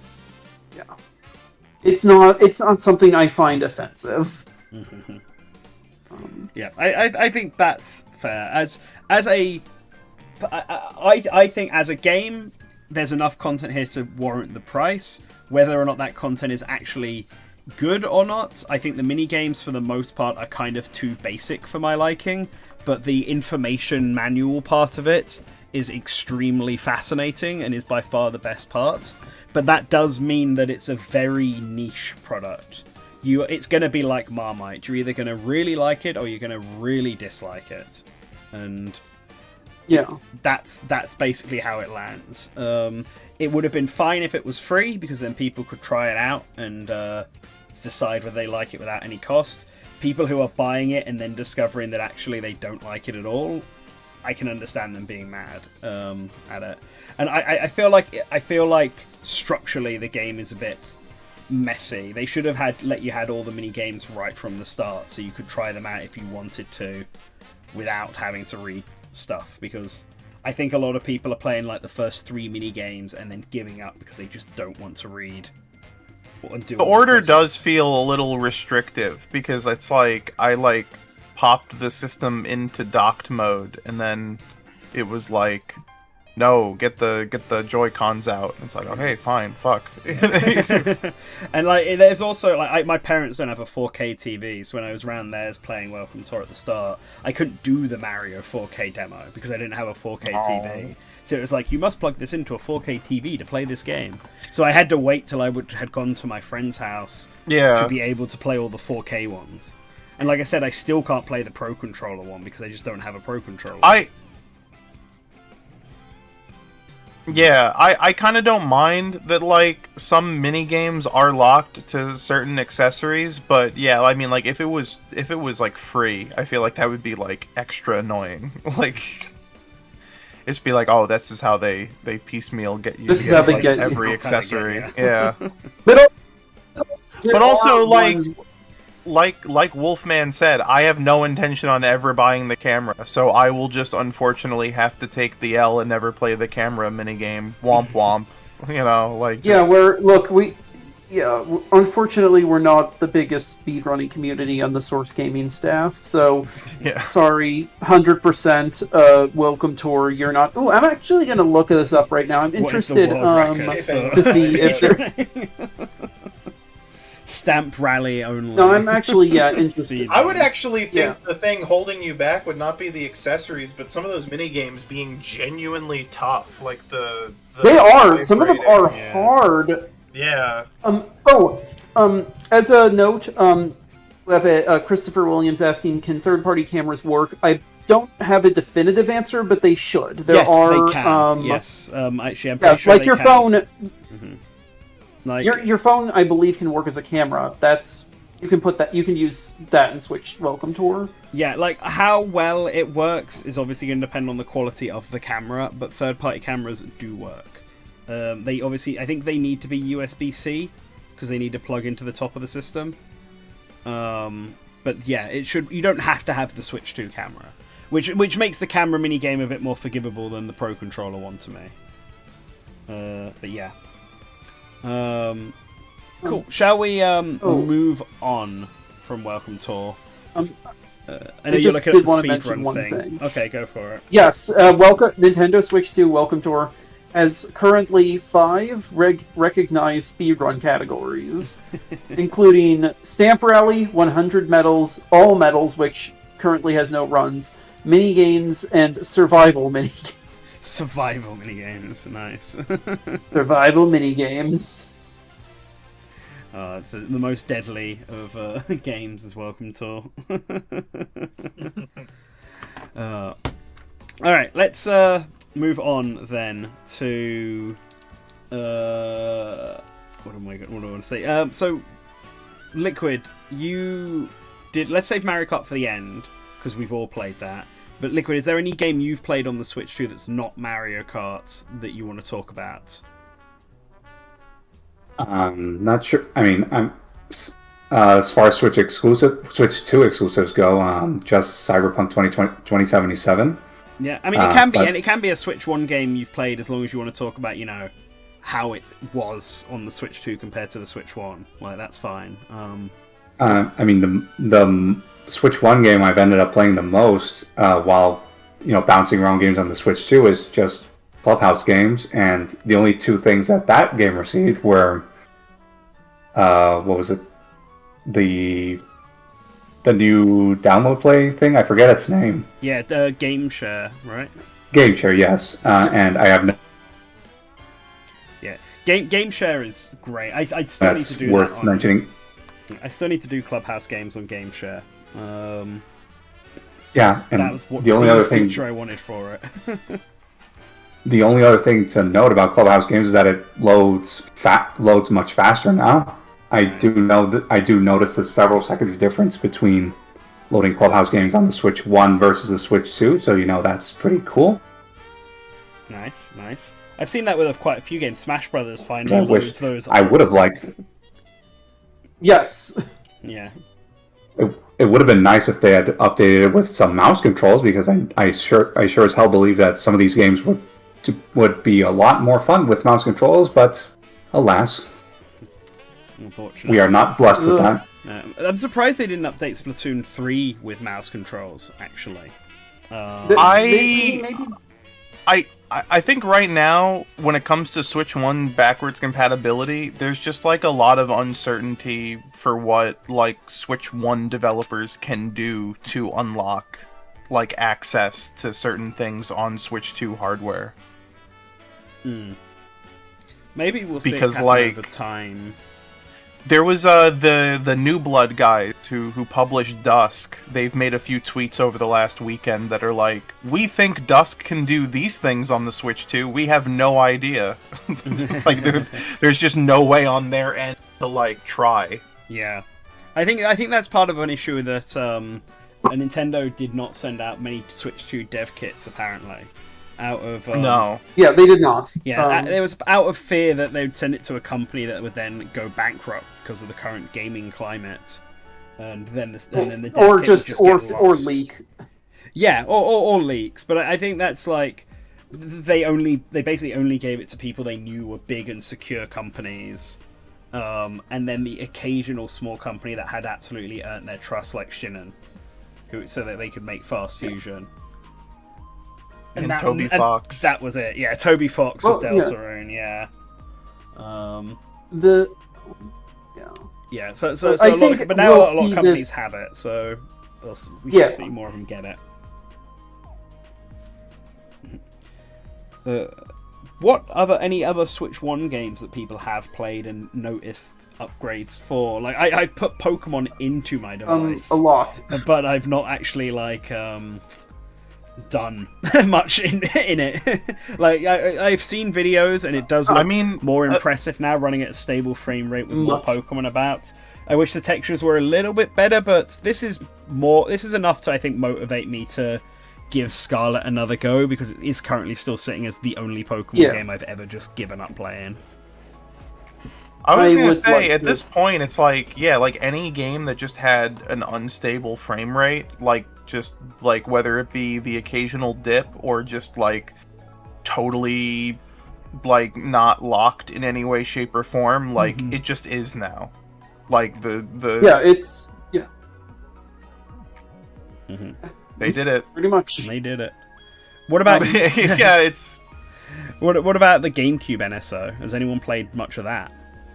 Yes, I played a little bit of it. Yeah. Calling Junior first, yeah. Sorry. Yeah, okay, it's good. Wolfman, what are your thoughts? Sorry, I just completely interrupted. It's GameCube on NSO. It's NSO GameCube. It's good. It's there's whatever complaints are just complaints that the other ones have. Yeah, it's fine. Yeah, I did try playing Soul Calibur 2 and F-Zero GX online, and they were a bit laggy. Not as bad as when we tried playing GoldenEye online. It wasn't that level of awful, but it was still like enough that like Soul Calibur 2 being a fighting game, we kind of stopped playing after a bit because we were like, yeah, we can notice the little lags holding us back. And I found it really hard to control on F-Zero GX online, but maybe that's just because it's F-Zero GX, who knows? There's like a little bit of input latency in the GameCube emulation. Just a little bit. Just enough that it's like kind of noticeable, but probably not enough to like impede most people's experiences. But I kind of feel like it's weirdly most obvious on the Wind Waker title screen. Oh, really? It's just like a weird... There's like kind of a weird sluggishness to navigating that menu that I feel like shouldn't be there, but like as I said, I feel like most people probably won't even pick up on it.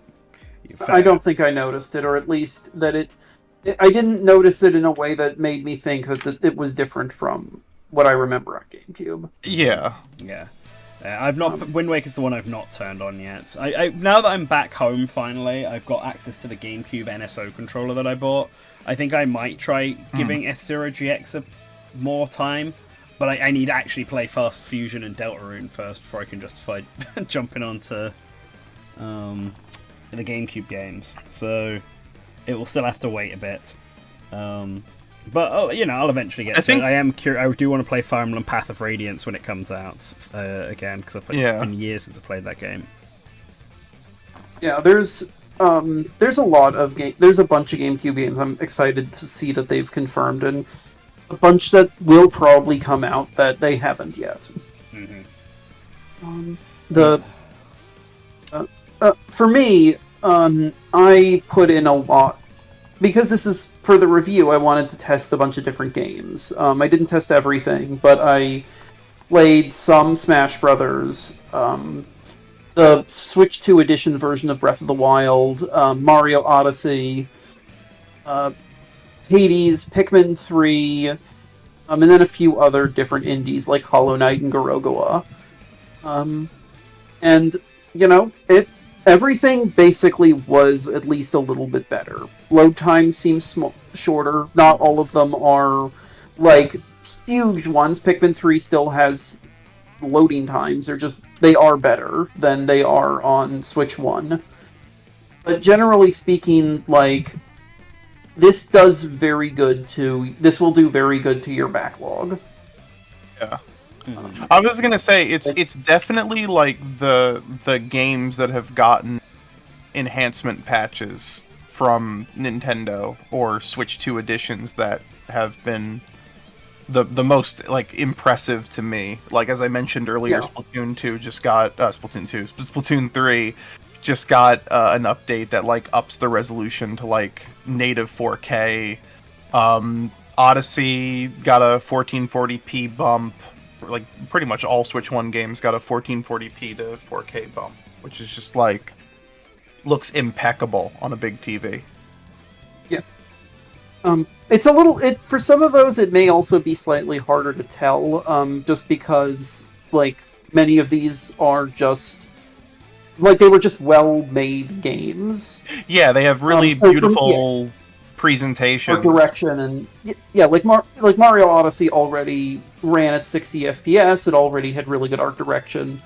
From what I can tell, like all of the Zelda games have gotten nice performance boosts.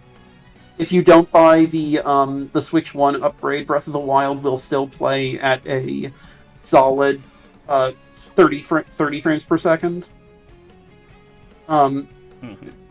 Obviously, it gets nicer from the paid bump, but like everything will just be a little bit better. Yeah. Except if it's something like Scarlet and Violet, which will, be from what I can tell a lot better. Yeah, significantly better. A playable level of better. Dear Lord. I saw that footage and I really realized, like, this is time to replay Scarlet and Violet. Yeah. Yeah. Kind of give this one another attempt. Okay, any more Switch 1 games to talk about? Otherwise, we can move on to Cyberpunk. There is one thing I did want to mention, Okay. though, about Zelda.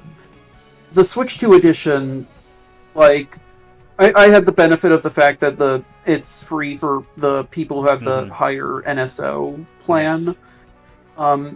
which the one that gets you GameCube.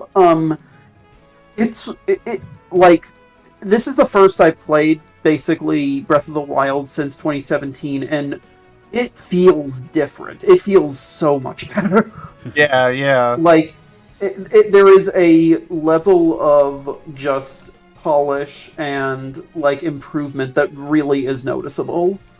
For me, it's like the backgrounds. Like they Yeah. like the game finally, I think, truly nails that like Studio Ghibli like look. Yeah, it's that art style is.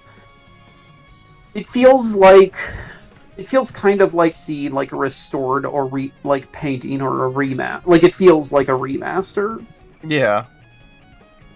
So I guess it is. Yeah. In a way. Yeah, basically yes, yeah. Cool. Alright. Cyberpunk. I know this is the one that you've been waiting for, Colin, you and Liquid, so I've not played it, so you can take the floor. I actually have a little funny story to go with picking up the port of Cyberpunk, because I wasn't like totally like gung-ho about the idea of picking it up. I had already bought the game before on PS4 like forever ago, when it was like $5, because in the back of my head I was like, one day I will own a PS5 and the game will be finished and good, and so I will like play it then. And then I didn't really get into it. I even I forget when, but I got like a copy on Steam and I only like put a couple hours into it and wasn't crazy about it. So I wasn't really intending on picking it up for the Switch 2, but then on launch day, on Switch 2 launch day, I opened up Facebook, and a guy whom I friended like 10 years ago because I was buying an original Xbox off of him, he got sent like a spare physical copy of Cyberpunk in the mail, and immediately had put it on Facebook Marketplace for $10 off. Nice. And so I just reached out and I was like, would you do another $10 off? Like, instant haggle mode. and he's like, yeah. And I'm like, do you want to meet up tomorrow? And he's like, I'm on a trip tomorrow. And I'm like, do you want to meet up tonight? And he's like, it's my wife's birthday. And I was like, okay, I mean, I can wait till you get back. It's not time sensitive. And he's like, no, it's fine. Just me and the wife are just figuring out a good time to meet up right now. Okay. And so at like 9 p.m. we met up at a supermarket parking lot, and his wife was there. So as soon as they pulled up, I was like, hey, happy birthday. And I got my little brand new sealed Switch 2 copy of Cyberpunk, and I'm honestly really glad I did. I already sang the praises of mouse mode earlier, so I won't repeat myself, but that plus the fact that it really seems like CDPR put the most amount of effort, like I don't want to say like more than like a new Mario Kart, obviously, but I think of all the launch games right now, Cyberpunk does feel like the technical showcase for the console. It's clearly like pushing it hardware-wise, fidelity-wise. It's utilizing every possible feature of the system they could possibly use. even using the 120 hertz mode on the screen to achieve like a 40 FPS performance mode. And what's nice is that because the game has cross progression save, I was able to just like pick up my save from the PS5 that was like 3 hours in, so I skipped a bunch of boring bullshit. Nice. Although hilariously, I cannot do vice versa because the Switch 2 version of Cyberpunk comes with the Phantom Liberty expansion, whereas my PS4 copy of Cyberpunk didn't. So I can't play my Switch saves until I buy Phantom Liberty on the PS5, which will be never, probably. Yeah. But Yeah. Tragic. Oh wow. But yeah, I mean, it's not a game I love, but I think it's like similar to how like Breath of the Wild was a really great Switch 1 launch game because it's just a big, huge game that you can spend hours in messing around with like the new hardware and everything. It does feel like a really, really great excuse to finally get into it because they're, you know, the Joy-Cons and everything are just a little bit more exciting than just like the DualSense or playing it at 4K. And it's a good port.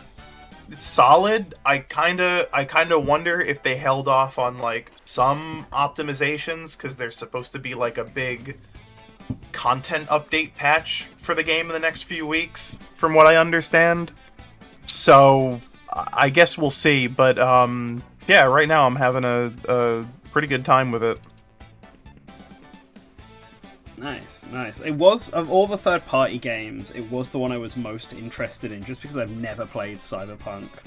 The only reason I didn't get it is purely time sink stuff. Like I already knew I wouldn't have much time around the Switch 2 launch as is, so I haven't got any of the third-party stuff.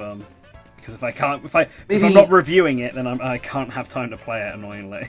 Yeah, and it's such a big game. Yeah. I would like to play it late this year or next year, but you know, who exactly knows what that's going to be. There's so many games on my backlog. Yeah, I've got to prioritize Elden Ring whenever that comes out. That's going to be the the big Oh one. yes. But yeah, Liquid, you've also played Cyberpunk. Yeah, this is my first time picking up the game ever. I did debate for a bit whether I wanted to pick it up on PC or not because, you know, discounts and whatnot, but then I think, Cyberpunk is a very demanding game on PC, and like my NUC that's on my desk can't even run, is incapable of running Oblivion Remastered, so am I even going to be able to run Cyberpunk acceptably? So, you know, I kind of thought it over for a bit, then I decided, you know what, it's my birthday yesterday, so I'll just ask my brother. Thank you. Birthday. Thank you, by the way. So I'll just ask my brother to get me the physical copy of 2077. You know, and like after reading, you know, CDPR considers it to be one of the more better versions of the game, from what I recall. So you know, it was a relatively safe move to just pick up the Switch 2 version. You know, get something stable. And you know, if I maybe want to take advantage of cross progression later for whatever reason, you know, I'll just buy the complete edition with Phantom Liberty on Steam on a sale, perhaps. Yeah. That's probably the best move in my case. Yeah, it was kind of wild seeing CDPR come out around the time of the Switch 2 experience and are like, yeah, this is better than what you're going to get on a PC handheld, which was like, at the time, just sort of like a big deal of like, oh, shit, like maybe this hardware is actually like the big deal. Like it's actually like... Maybe we should really, start taking really this good. Seriously. Yeah. Nice. Any more thoughts on Cyberpunk? I mean, I've only put in like 6 hours into it. Like, I've only gotten past the point where you meet Keanu Reeves for the first time. So it's not like I can actually say a whole lot about it. But like, I've enjoyed what I've played so far. It's certainly gotten me hooked. So. I want to say that part of the game, that bit where you get the relic and then you meet Keanu Reeves, That's great. Like I think separate from everything I've played of like Cyberpunk so far, that whole like air part of the game was really really solid.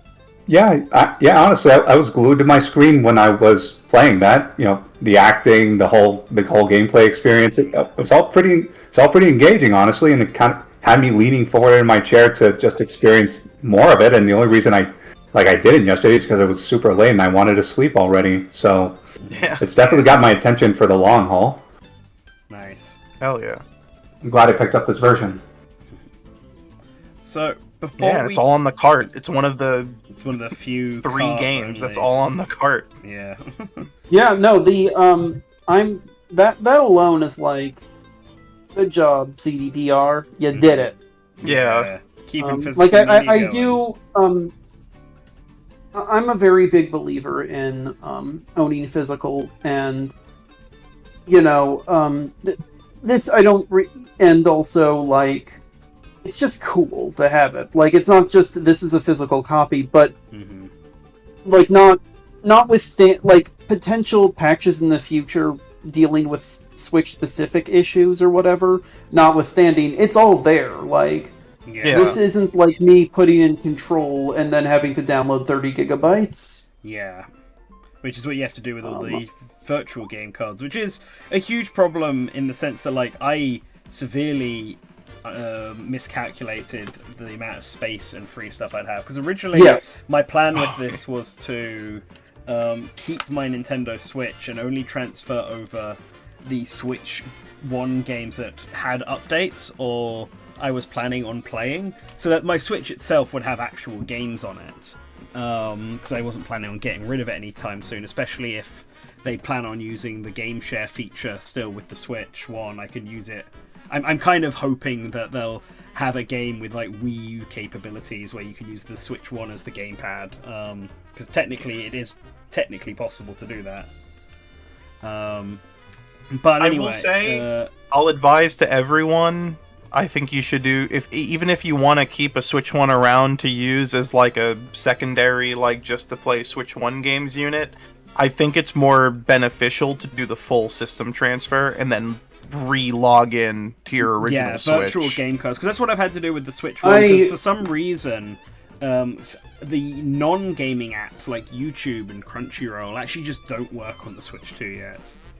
Like, every time I try and boot them up, I get an error message. It's like, you please go contact Nintendo and solve this problem. And it's like, okay, so they're not compatible, which means I have to, if I want to watch stuff like Crunchyroll mainly, YouTube I can watch on my smart TV. But if I want to watch Crunchyroll, I have to put the Switch 1 in now exclusively to do so. Thank God for virtual game cards. Makes that process so much easier. But because I had planned to do this, I didn't buy an SD card express, and so it brought over all 100 plus Switch games I have, thanks to being a reviewer, and then proceeded to try and install all of them. And so I've had this tedious process of going through and uninstalling things that I know I won't play, so that I had space to actually install the new stuff, like Mario Kart and Welcome Tour. Yeah. I transferred everything, and then I immediately just deleted stuff. That's what I did. I don't know if the Switch 1 does this, but at least with Switch 2, there is a really nice thing where you can basically delete a file but keep its icon in the menu, and that way, archive it. Yeah. Yeah, my Series S can't do that, or at least I don't think it can. Yeah, I think the Switch. So it was nice. Mm-hmm.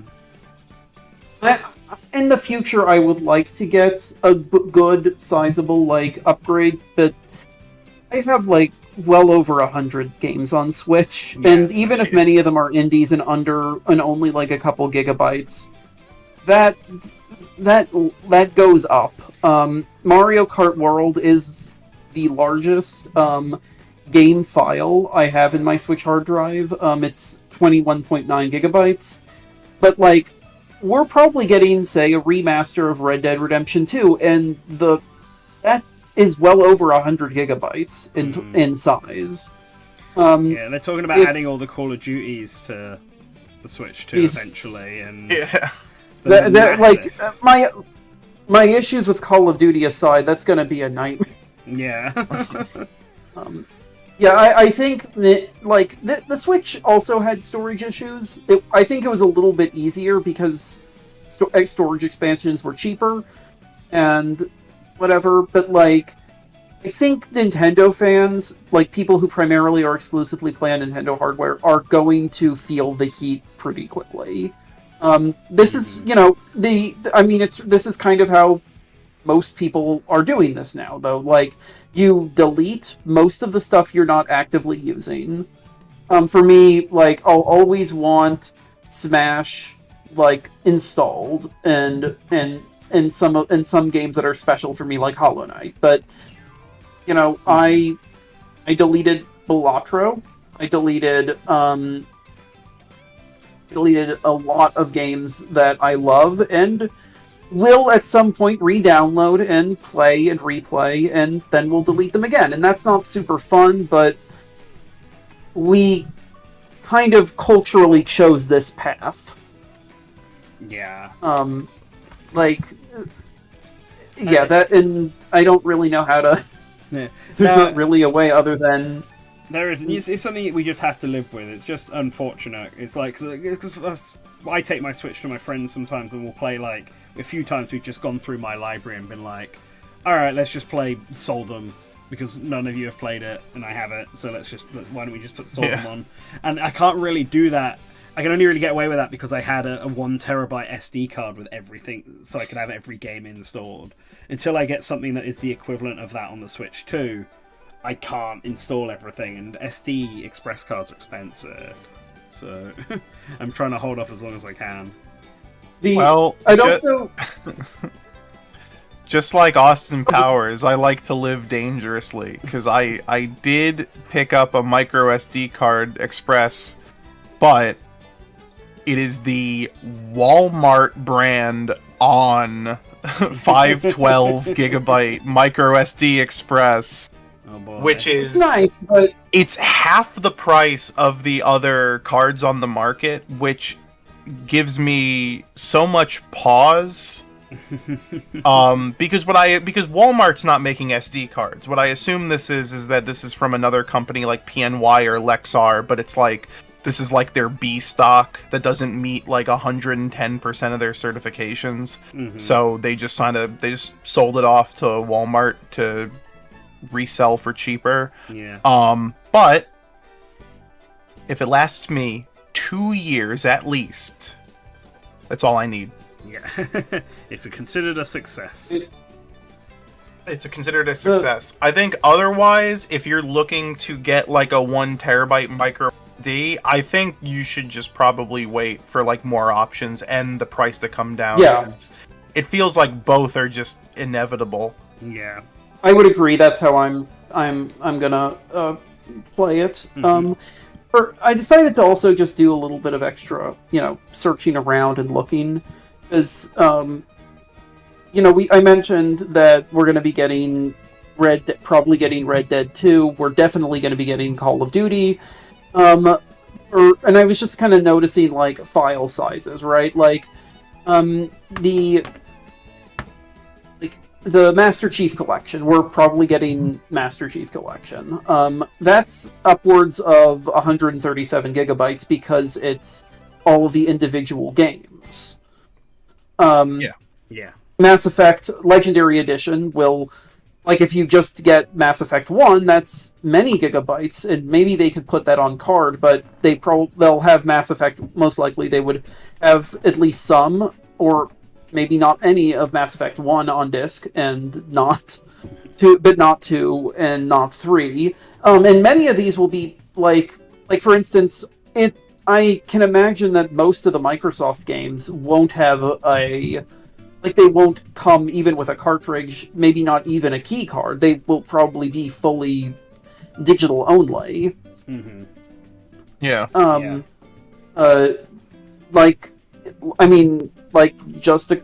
Just last month we got Doom, and Doom: The Dark Ages has a disc that has nothing on it. Yeah. Yep, just like the first Doom. Doom 2016. Yeah. I mean. So, like, we're going to have to kind of... Yeah, many of the... Like, I'm literally looking through multiple, like, largest game file sizes of all time, so, like, listicles, and, like, almost all of... Not almost all of them, but many of them will come to Switch, too, in some fashion. Many of them are going to be playable on Switch, too. Not Destiny. Not because it's owned by Sony, just because I don't think Nintendo prioritized a thing with Bungie, which, I mean, can you blame them right now? Yeah. Anyway, the point being that this is going to be a lot. Yeah, games are big. I'm thinking about Yeah. I'm thinking about Final Fantasy VII Remake, which I'm pretty sure the physical edition uses like 2 completely filled UHD. Yeah. Because it's a huge game. It's like 100 gigs, or like, and Rebirth is even larger. So, like, I mean, I feel like there's no doubt that will probably be like a game key card for the Switch 2, unless they somehow get those games right under 60 gigs. Because it doesn't seem like, the Switch 1 had a bunch of games you could install, like, you could put partially on the cartridge, and then you could install the rest on the system, but I think it was under the guise that, like, the part of the game you put on the cart was basically almost like a playable chunk of the game.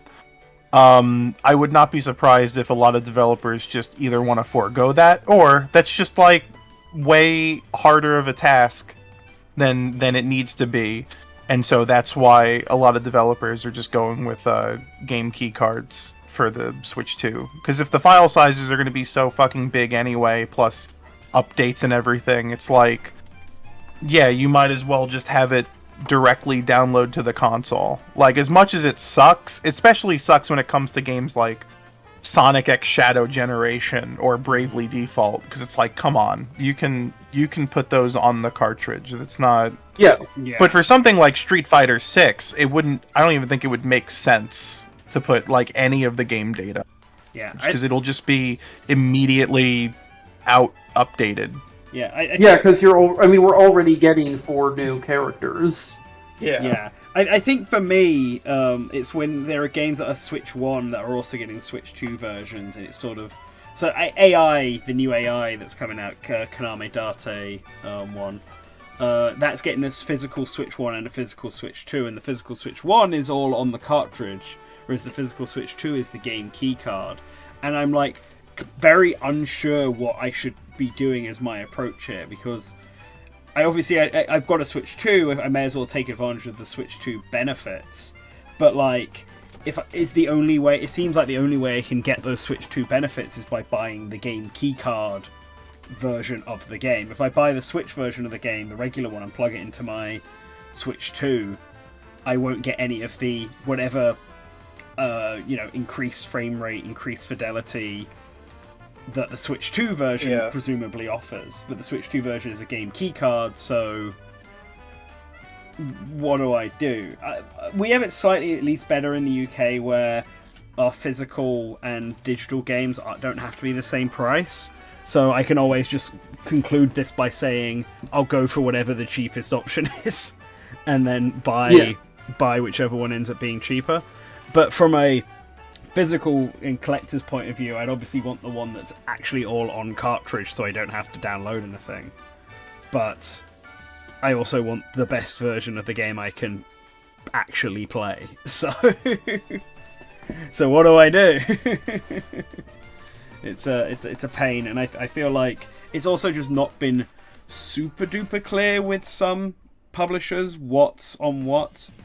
Like, I know there was a lot of confusion over the Switch 2 edition physicals, but I don't mean that. I mean, like, Sonic X Shadow Generations on Switch and on Switch 2. It's like, presumably, you don't get any of the, like... If you put the Switch 1 version of Sonic X Shadow Generations into the Switch 2, it doesn't take advantage of any of the extra power of the Switch 2 has. So you have to get the Switch 2 version of it in order to take advantage of the power it has, even though there are some games out there that just naturally take advantage of the power the Switch 2 has, like Smash Brothers and stuff like that. See, that's where I feel the confusion comes from my end, and I feel like it would be beneficial for the consumer, for the publishers to actually explain in like no. Well, it's it's mistakes. It's really strange because so much of it is like if you own a PS5 or an Xbox, like these are concepts that are not like new. Like they should be fundamentally familiar, but it is clear that some publishers like Sega and Konami just either didn't have access to like a way to do Switch 2 updates, or they just are, choosing not to. Mm-hmm. I mean, I would put it. But it is making things way more like complicated than they should be. Yeah. Yeah, it's one. I appreciate the options, and I do genuinely like. I'm not going to ever buy a game key card. If I would, I'd rather just go outright digitally. But I actually do appreciate like the ability to resell them. I appreciate their options, but it also does mean that it's confusing. I also just wanted to say to Marcos Base that I'm who says for myself I'm going physical for the first party Nintendo games in a case by case basis with third parties. This is pretty much how I'm going about it. Yeah, I think I'm definitely buying physical for what. Mm-hmm. Yeah, obviously Mario Kart is accepted, but otherwise in general, physical when I can, and we'll see otherwise. Mm-hmm. Speaking of, shall we talk about Mario Kart as the final part of this stream? Because the stream's been going on for nearly 2.5 hours now. Yippee! And Mario Kart's obviously it's quite long. It is quite long. Yeah. I think for me, I'm going to be doing the review for Mario Kart on the channel, so I'm going to save a lot of my main opinions for that video, I think.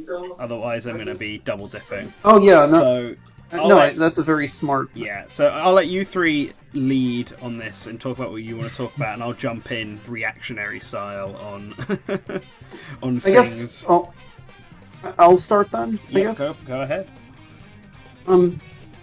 So I think, and when I say I think, I know because the people at Nintendo who've been making Mario Kart World are pretty open about this.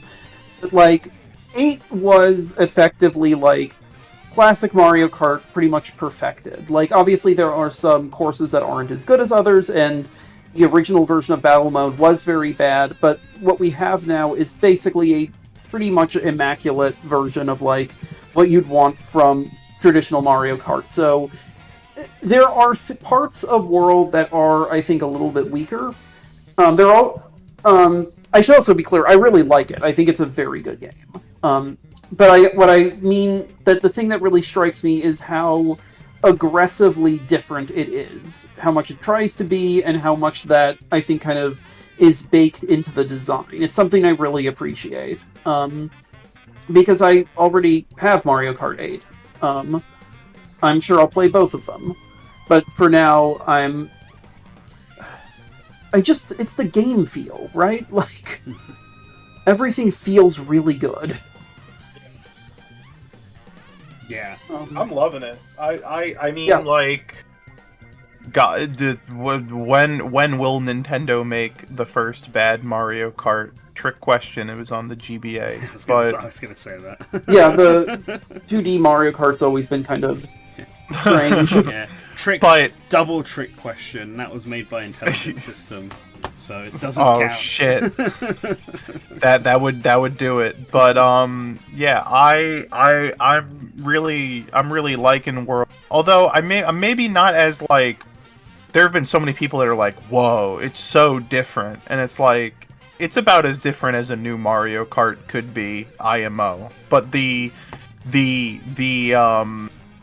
whole like I haven't played 8 for like several years at this point because I don't own it anymore. Like there was a point where I stopped playing and just resold it to someone else. But once you get past the things that are the new stuff, like, you know, drifting without turning, like it's just another Mario Kart, and which isn't a bad thing. It's still Mario Kart and it's still fun, but you know, it's not. This might be because I play a lot of 8, then, It's not but like that I've radically still different from Mario Kart 8 Deluxe or anything. Yeah, for me, it's more like there's a lot of little small things that are kind of like I'm still relearning. Like the drifting's like a little bit different. Yeah. The difference between lightweights and heavyweights are a little bit different. There's a lot of tiny little tweaks that it's really fun. It is really fun. There are some really good. So I don't think there isn't a single course I don't like, but of the one, like the standouts for me so far have been the new DK stage, DK Spaceport, where you're driving up a space shuttle ramp while a robot Donkey Kong throws barrels at you. The new Bowser's Castle, which is wild, and then Rainbow Road. Rainbow Road is so good in this game. The new Rainbow Road is really good. Yeah, the build up to Rainbow Road is one of the best things I've ever seen in a Mario Kart game. Like, because obviously it takes advantage of the driving from one course to another gimmick. It's handled so well.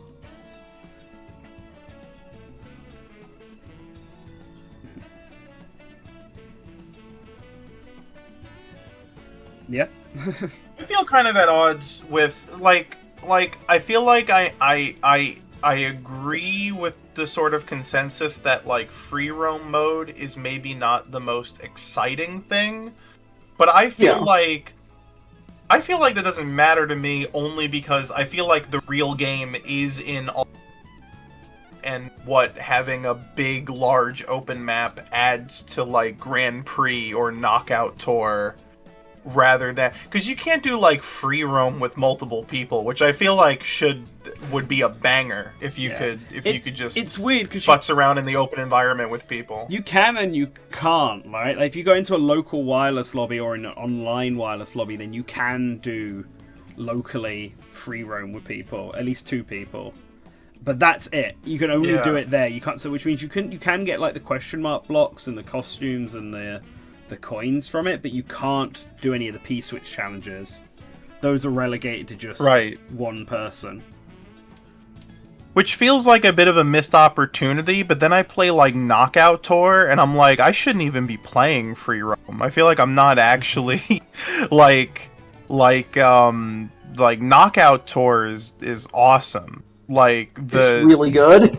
Being able to play versus and like instead of choosing the next map, it's like you're choosing where to drive through from the track you picked is like so good.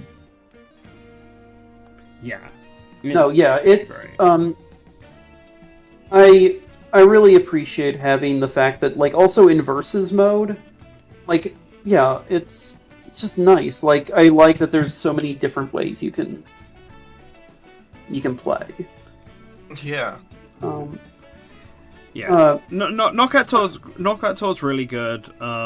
I will say though, with 24 players, and how chaotic items can be in this game, trying to get the 3 stars on Knockout Tour might be some of the most it's impossible. It's so fucking hard. Yeah, those very NPCs. Worst part by far. Mm-hmm.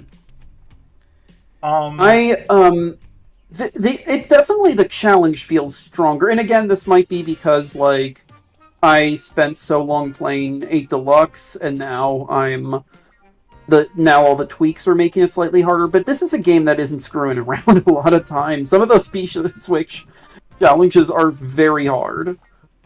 Mm-hmm. And a big part of oh, sorry, no, you finish first. I was gonna say that the people driving, like all of the, buffing the count, like how many people are out at once, isn't the only thing it took from F-Zero.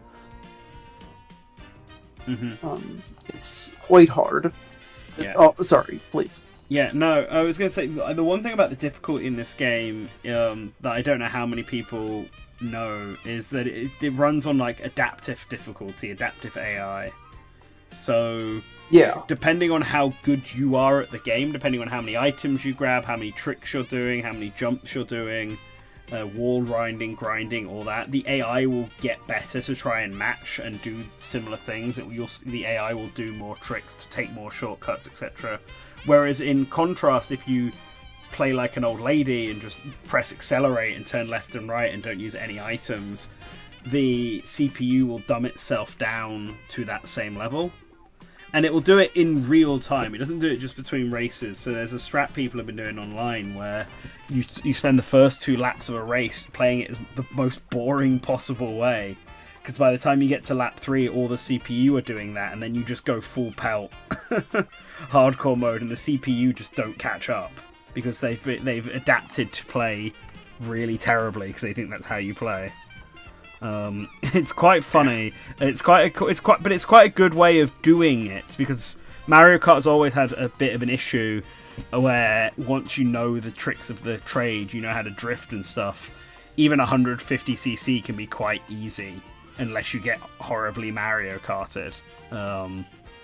So having it so that the difficulty, they've basically expanded rubber banding out into this very fluid difficulty adaptiveness. Yeah, I've seen a few times where the NPCs will like they'll like break and hide a bit, and you're like, what the fuck are you doing? Like, it's like, what are they planning? What are they up to? It's like, I can't trust you. CPU. Yeah, it's good. It's good, but it's hard. Yeah. It's very hard. And some of the stuff you can do in this game with the, like, I think this has by far the most skill-based movement mechanics of any Mario Kart game, with all the wall grinding and the stuff like that. You go onto Time Trial and just look at what's one of the top leaderboards of something like Block Ruins, and it will like completely blow you away on the kind of nonsense going on here. It actually adds credence to the idea that a Mario Kart without items, because that's always been thought of, that's just going to be boring. There'll be no changes, nothing. But like if everyone's playing like that, shit can turn at a moment's notice with one accidental mishap or something like that, and you fall off the track.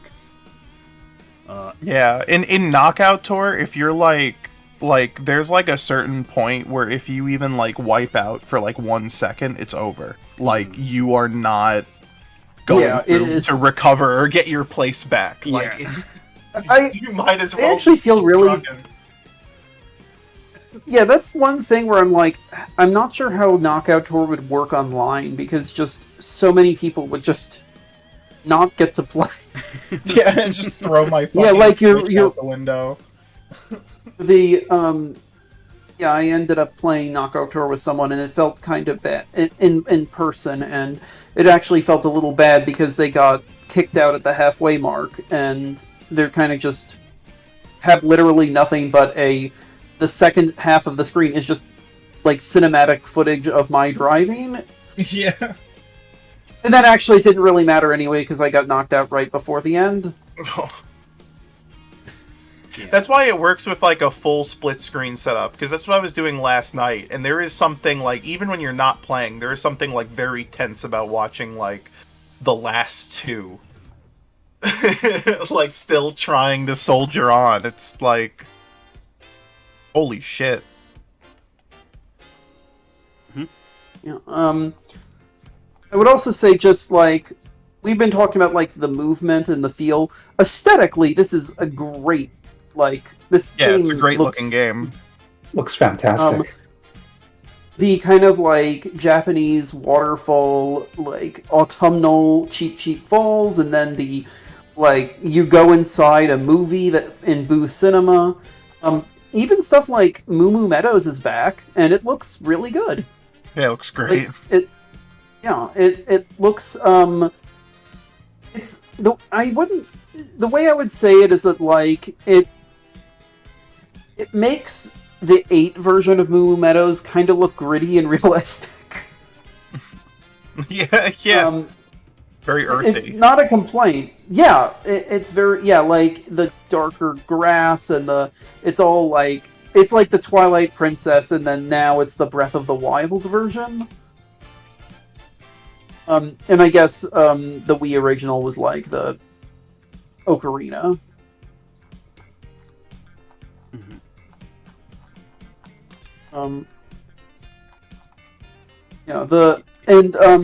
Also Marcos, you mentioned the soundtrack.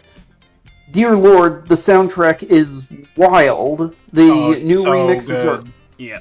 I mean, excellent. If you've been listening to the stream, you've been listening to the entire OST this whole time. Some of the music, like, unironically sounds like it belongs in Gran Turismo, like, flat out. Well, it's funny for me because I've been listening to the discography of Japanese rhythm guitarist Masayoshi Takanaka, which is very like jazz fusion. Some people would probably label it kind of city pop. And then I go to this soundtrack and you listen to like how they're scoring like the Super Mario Kart intro and like the new Super Mario Brothers ground theme, and it's just like this is like on the same level as like when they were doing arranged soundtracks of their NES and Game Boy games in the 80s. We're just doing these like crazy fucking like guitar and bossa nova covers of like the Super Mario Land soundtrack stuff. It's really really superb music. Some of my highlights are there's a version of there's like a medley of there's a version of the ground theme from Mario 2. That's just like this kind of just very bouncy and big. There's Delfino Plaza is unsurprisingly here. DK Island Swing is unsurprisingly here. But then you have stuff like the theme from Super Mario Land 2. It's Golden Coins, which right. I mean, you get Drifting Soul from WarioWare, which is like one of the rare WarioWare references in a Mario game. And as someone pointed out in chat, there's a Mario Paint. Yep, there's 2 Mario Mario Paint Paint track. songs. 2. There's the Fly Swatter game and the main theme both show up. Yep. There's a Mario. I think Mario's drawing song from Flipnote Studio is in the game as well. Yep, that's one I've heard. That's a deep cut. That. Yeah, there's a lot of some of my favorite pieces from Mario Galaxy 2 are in there. They've got a remix of Gusty Garden Galaxy, but also a remix of Cloud Top Cruise, and they're both good. Yeah. I think for me, that's like the real value of free roam. Like, if you take it as a thing to find collectibles and a thing to find challenges, it's fine. It's not amazing. But if you just like use it as a way to drive around while nice music plays, in that sense, it really does capture like my favorite bits of Grand Theft Auto. Yeah, it's just a vibe. Which I realize I found playing my way of experience online, well, not online, free roam, was simply that I would pick a character who I didn't have a costume for, because I think free roam is the easiest way to unlock all the costumes. And then I would pick an area of the map that I knew I need like a question mark, because at least it tells you how many question marks per track, right? So I select the track, and then I would just drive around looking for the question mark or the trap or the food item. And if I see a P-switch, I would go for it. If I see a collectible, if I see one, I would go for it. And if that P-switch ended up taking me out of the track I'd walked to a different track, so be it. I'll just continue driving until the next P-switch or the next track comes up. And I would do that until I got all of the costumes for each character, and then I would just pick the next character and I'd go through it and do that. And I found that way to be far more enjoyable because I had a goal in mind, but I wasn't gunning for said goal. I was just enjoying the journey to it. And I feel like that's the way they want you to experience the open world. Like, I see all of these collectibles, the coins, the P-switches, the question marks, and all I can think of is the Korok seeds from Breath of the Wild, where there's 999 of them, but Nintendo never expects any player to actually get all 999 of them. They're just there to add stuff to the overworld. They've talked before about, like, how part of the inspiration for the game was Route 66 and, like, a lot of American, like, driving car culture iconography. Mm-hmm. Like, you just kind of drive and go where you want. And I do think that specific kind of wanderlust is here very strongly. Obviously, your mileage will vary depending on how much you want to do that. Mm-hmm. If you're someone who really does view those spaces as, like, you want to do things, you want to hit the marks, you won't really enjoy it. I don't really think that's a deal breaker because Knockout Tour and Grand Prix are still really fun. The course design is really strong. The art style is excellent. But it is really interesting to see a game where, like, there is stuff to do, and some of that stuff is fun. Like, I've done a bunch of the P-Switch challenges. Yeah, like, some of them are hard. Some of them are really hard. Yeah. I was doing one on the swamp area. There's actually a giant formation of, like a bridge formation that is designed to look like one of the Ghost Valley courses from Super Mario Kart. Yeah. It's not an official kart, but, like, there's one where you have to go around it on 3 laps in a certain time, and it's hard. Mm-hmm. It's really hard. Yeah, it's I do like finding the P-Switch challenges where it becomes like an original racetrack. Like, there's one really cool one near Mario Bros. Circuit that launches you onto the top of one of those just big rocks, and then you actually race around the top of the big rock and go around like that. And I thought that was like it's just a circle realistically, but it's such a cool locale for a race that I was like, oh, this is a neat find. All right. I'm sorry to interrupt. I actually got to bounce. Something came up. Yeah, good no stream. worries. I'm pretty sure we're near the end of this anyway, as it's been quite a long stream, this one has. So, thanks for joining, Liquid.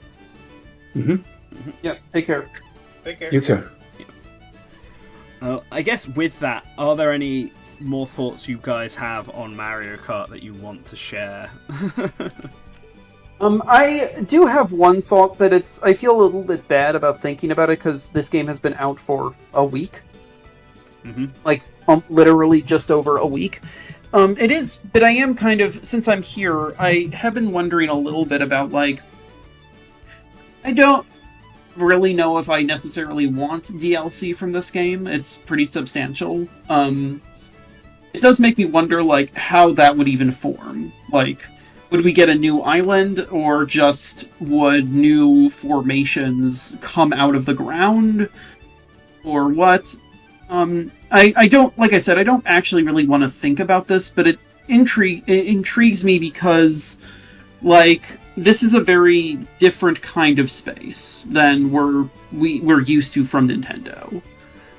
Yeah, I've been thinking about this quite a bit, and I feel like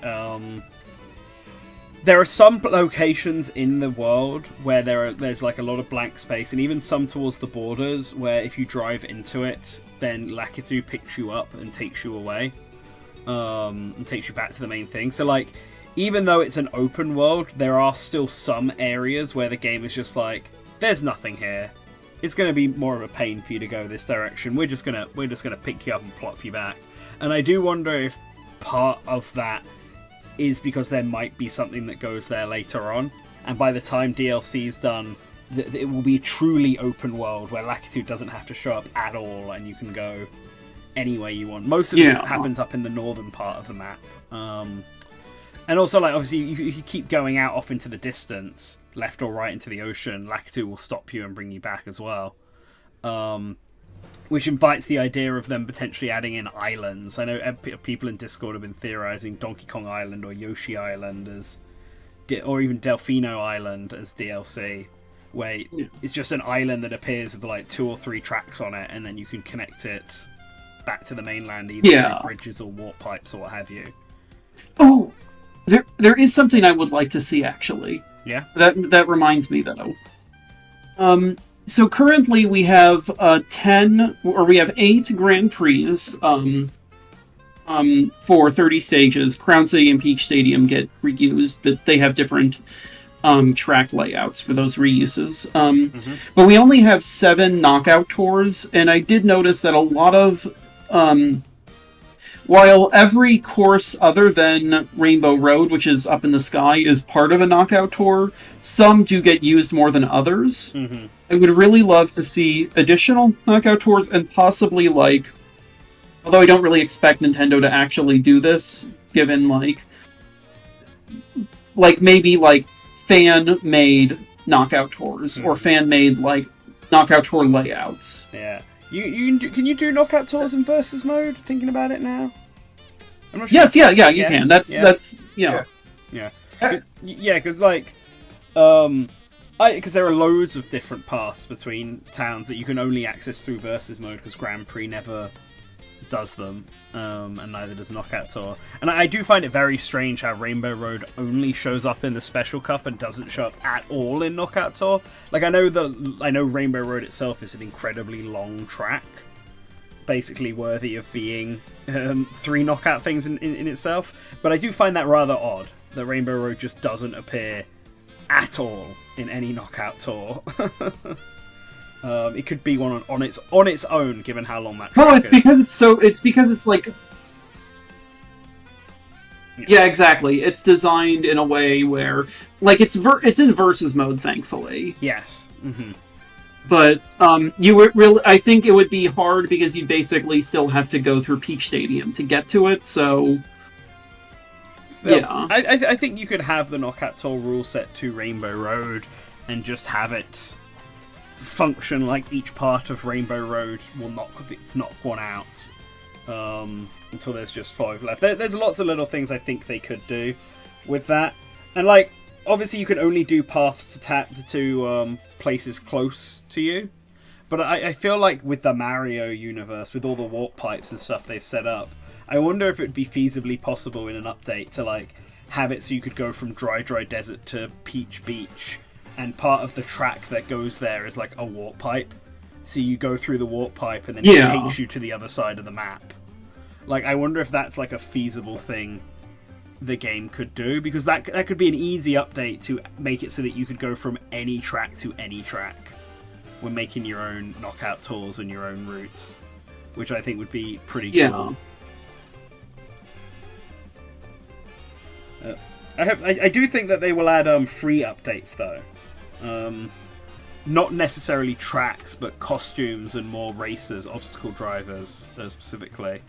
Because they've definitely held back on some tracks. I don't think it's a coincidence that Donkey Kong and Pauline are both missing pro racer outfits and stuff. They have one outfit each, and they're the only ones without pro racer or pit crew outfits. And it's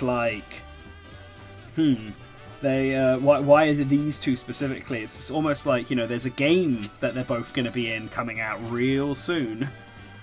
That Nintendo has grown to be a big fan of that kind of cross promotion. I was actually going to look to see if Bowser actually got a Pro Racer outfit, but no, he does, alongside his cool biker outfit, and yeah, he gets both of them. I'm just doing impromptu research all day. And King Boo also has one as well. Yeah, that's fun. Actually, these are really good. Yeah, the only two that don't have Pro Racer outfits other than Pauline and Donkey Kong are Koopa Trooper and Shy Guy, maybe? But they have pit crew outfits instead. Yeah, Lakitu also has one as well. Yeah. So So the ones who don't have Pro Racer outfits have pit crew outfits, and Donkey Kong has an all-terrain outfit, which maybe could count. But Pauline only has her motorbike outfit, and that's it. Her aero suit. She doesn't have anything else. Yeah. So I guess what we're really looking for, if we're looking for more from this game, it's really more in like modes then. We've got mentions in the comments about like things like battle mode and more of the NPC drivers. And I agree. We definitely. I'm still actually a little annoyed. I can't get more of the. I need Swoop and Fishbone and Cataquack and Dolphin, I think.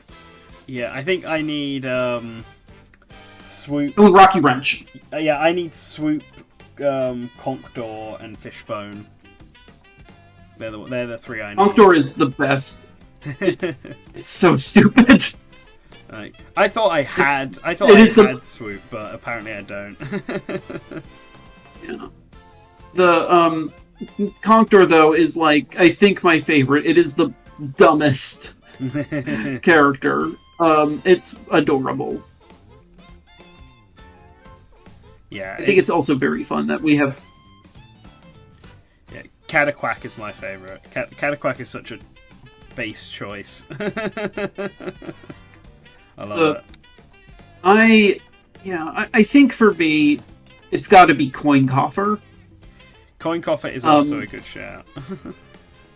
They actually, I'm a little bit sad that he doesn't have a gimmick where he does like actually make more money. If you do a trick, he gets a coin. That would have been nice. Yeah, there are some really great choices for obstacle drivers. I'm just, the greedy in me kind of is like, I want more, because there's so many more obstacles in the game that aren't drivers. Where's my Batadon and Toko? Come on. Yeah, why not have the new camels? They're new to the Mario world. Give me the giraffe. I want to see how he drives. Bullies, Bully and Chill Bully. Yeah, there we go. See, Thwomp. Make it finally time. Give us Thwomp. The also we have Hammer Bro, but we don't have Boomerang Bro or Fire Bro or Ice Bro. Mm-hmm. Yeah, true. We have Hammer Bro. Yeah. All right. Is there anything else that we want to say on this? Because we're getting near to the 3-hour mark now. I hope. So, like, what is the continent in Mario Kart World? I believe it's just called the Mario Kart World. Yes. Like it would be funny if they were like, yeah, this is the Mushroom Kingdom, and the next DLC is the continent of Sarasa Land. I think they said I think Yabuki said in an interview with Verge last week that like they didn't really think about the canon or anything like that while designing the world. They just made a world that was suitable for driving around in. Yeah, which is fine. I saw a very funny tweet that's like in Forza Horizon you're driving through like a beautiful lush like jungle filled with like next gen video game graphic scenery, and then in Mario Kart World it's like, yeah, I wonder what kind of gas station would be near Donkey Kong's residence. Like, but it's cute. That tweet was making it a bit more negative, but I feel like for like a Mario world like this, like, yeah, like it's supposed to be a very like Mickey Mouse Clubhouse, like Disney-esque kind of like faux world, basically. Mario is a world that has always worked on cartoon logic, and it's always the better for it. Yeah. It's just more fun when Mario isn't defined by really strict rules. It's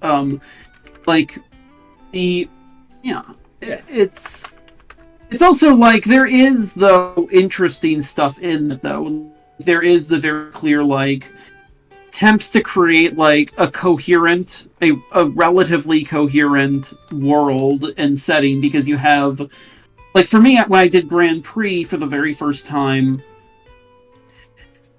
you go from Mario Kart, from the Mario Brothers circuit, which is very, like, American Southwest, like, inspired, to then you go to Whistle Stop Tournament Mountain, and then you go to Crown City, which is a city, and it really only hit me in the third stop, because the way the transitions from the courses to the sandbox to another sandbox to another course are really seamless, like, disarmingly seamless. Mm-hmm. Yeah. It's really cool. Yeah, it's great. It's super cool. I love it. Right, shall we wrap up? Do we think we're done? Yes. I think. Yes, I think it. Right. This is big mega Switch 2 launch episode. Yeah. And it's been. We'll never talk about this console again. Never. Not once. Yeah, no, I've had a blast playing with it, and I'm looking forward to getting some more time in with things. Like, I gotta get some time in with Fast Fusion next. I still have a few characters from Mario Kart to lock. I need to start Deltarune. I want to play Pokemon. Yeah, I've got so much to enjoy on this system, and I'm looking forward to the games that are coming out on it. I'm sure there's going to be a Nintendo Direct relatively soon with some more details on stuff. We need another Donkey Kong trailer. Need to find out when Dragon Drive comes out. But this is just the start of what may be the next 7 or 8 years. So yeah, we'll be obviously writing up and publishing our own, like, roundup of the news. Yeah. And also, for me, I think it's Pikmin 4, Hades, Wind Waker, and Deltarune. I kind of dropped off Deltarune because I was just in so much of a Pikmin 4 loop. It's so easy to... Yeah, very easy to get into. I'll be getting a Mario Kart review. So Wolfman's Switch 2 review will be out shortly on the website. And my... Monday, ideally. Monday.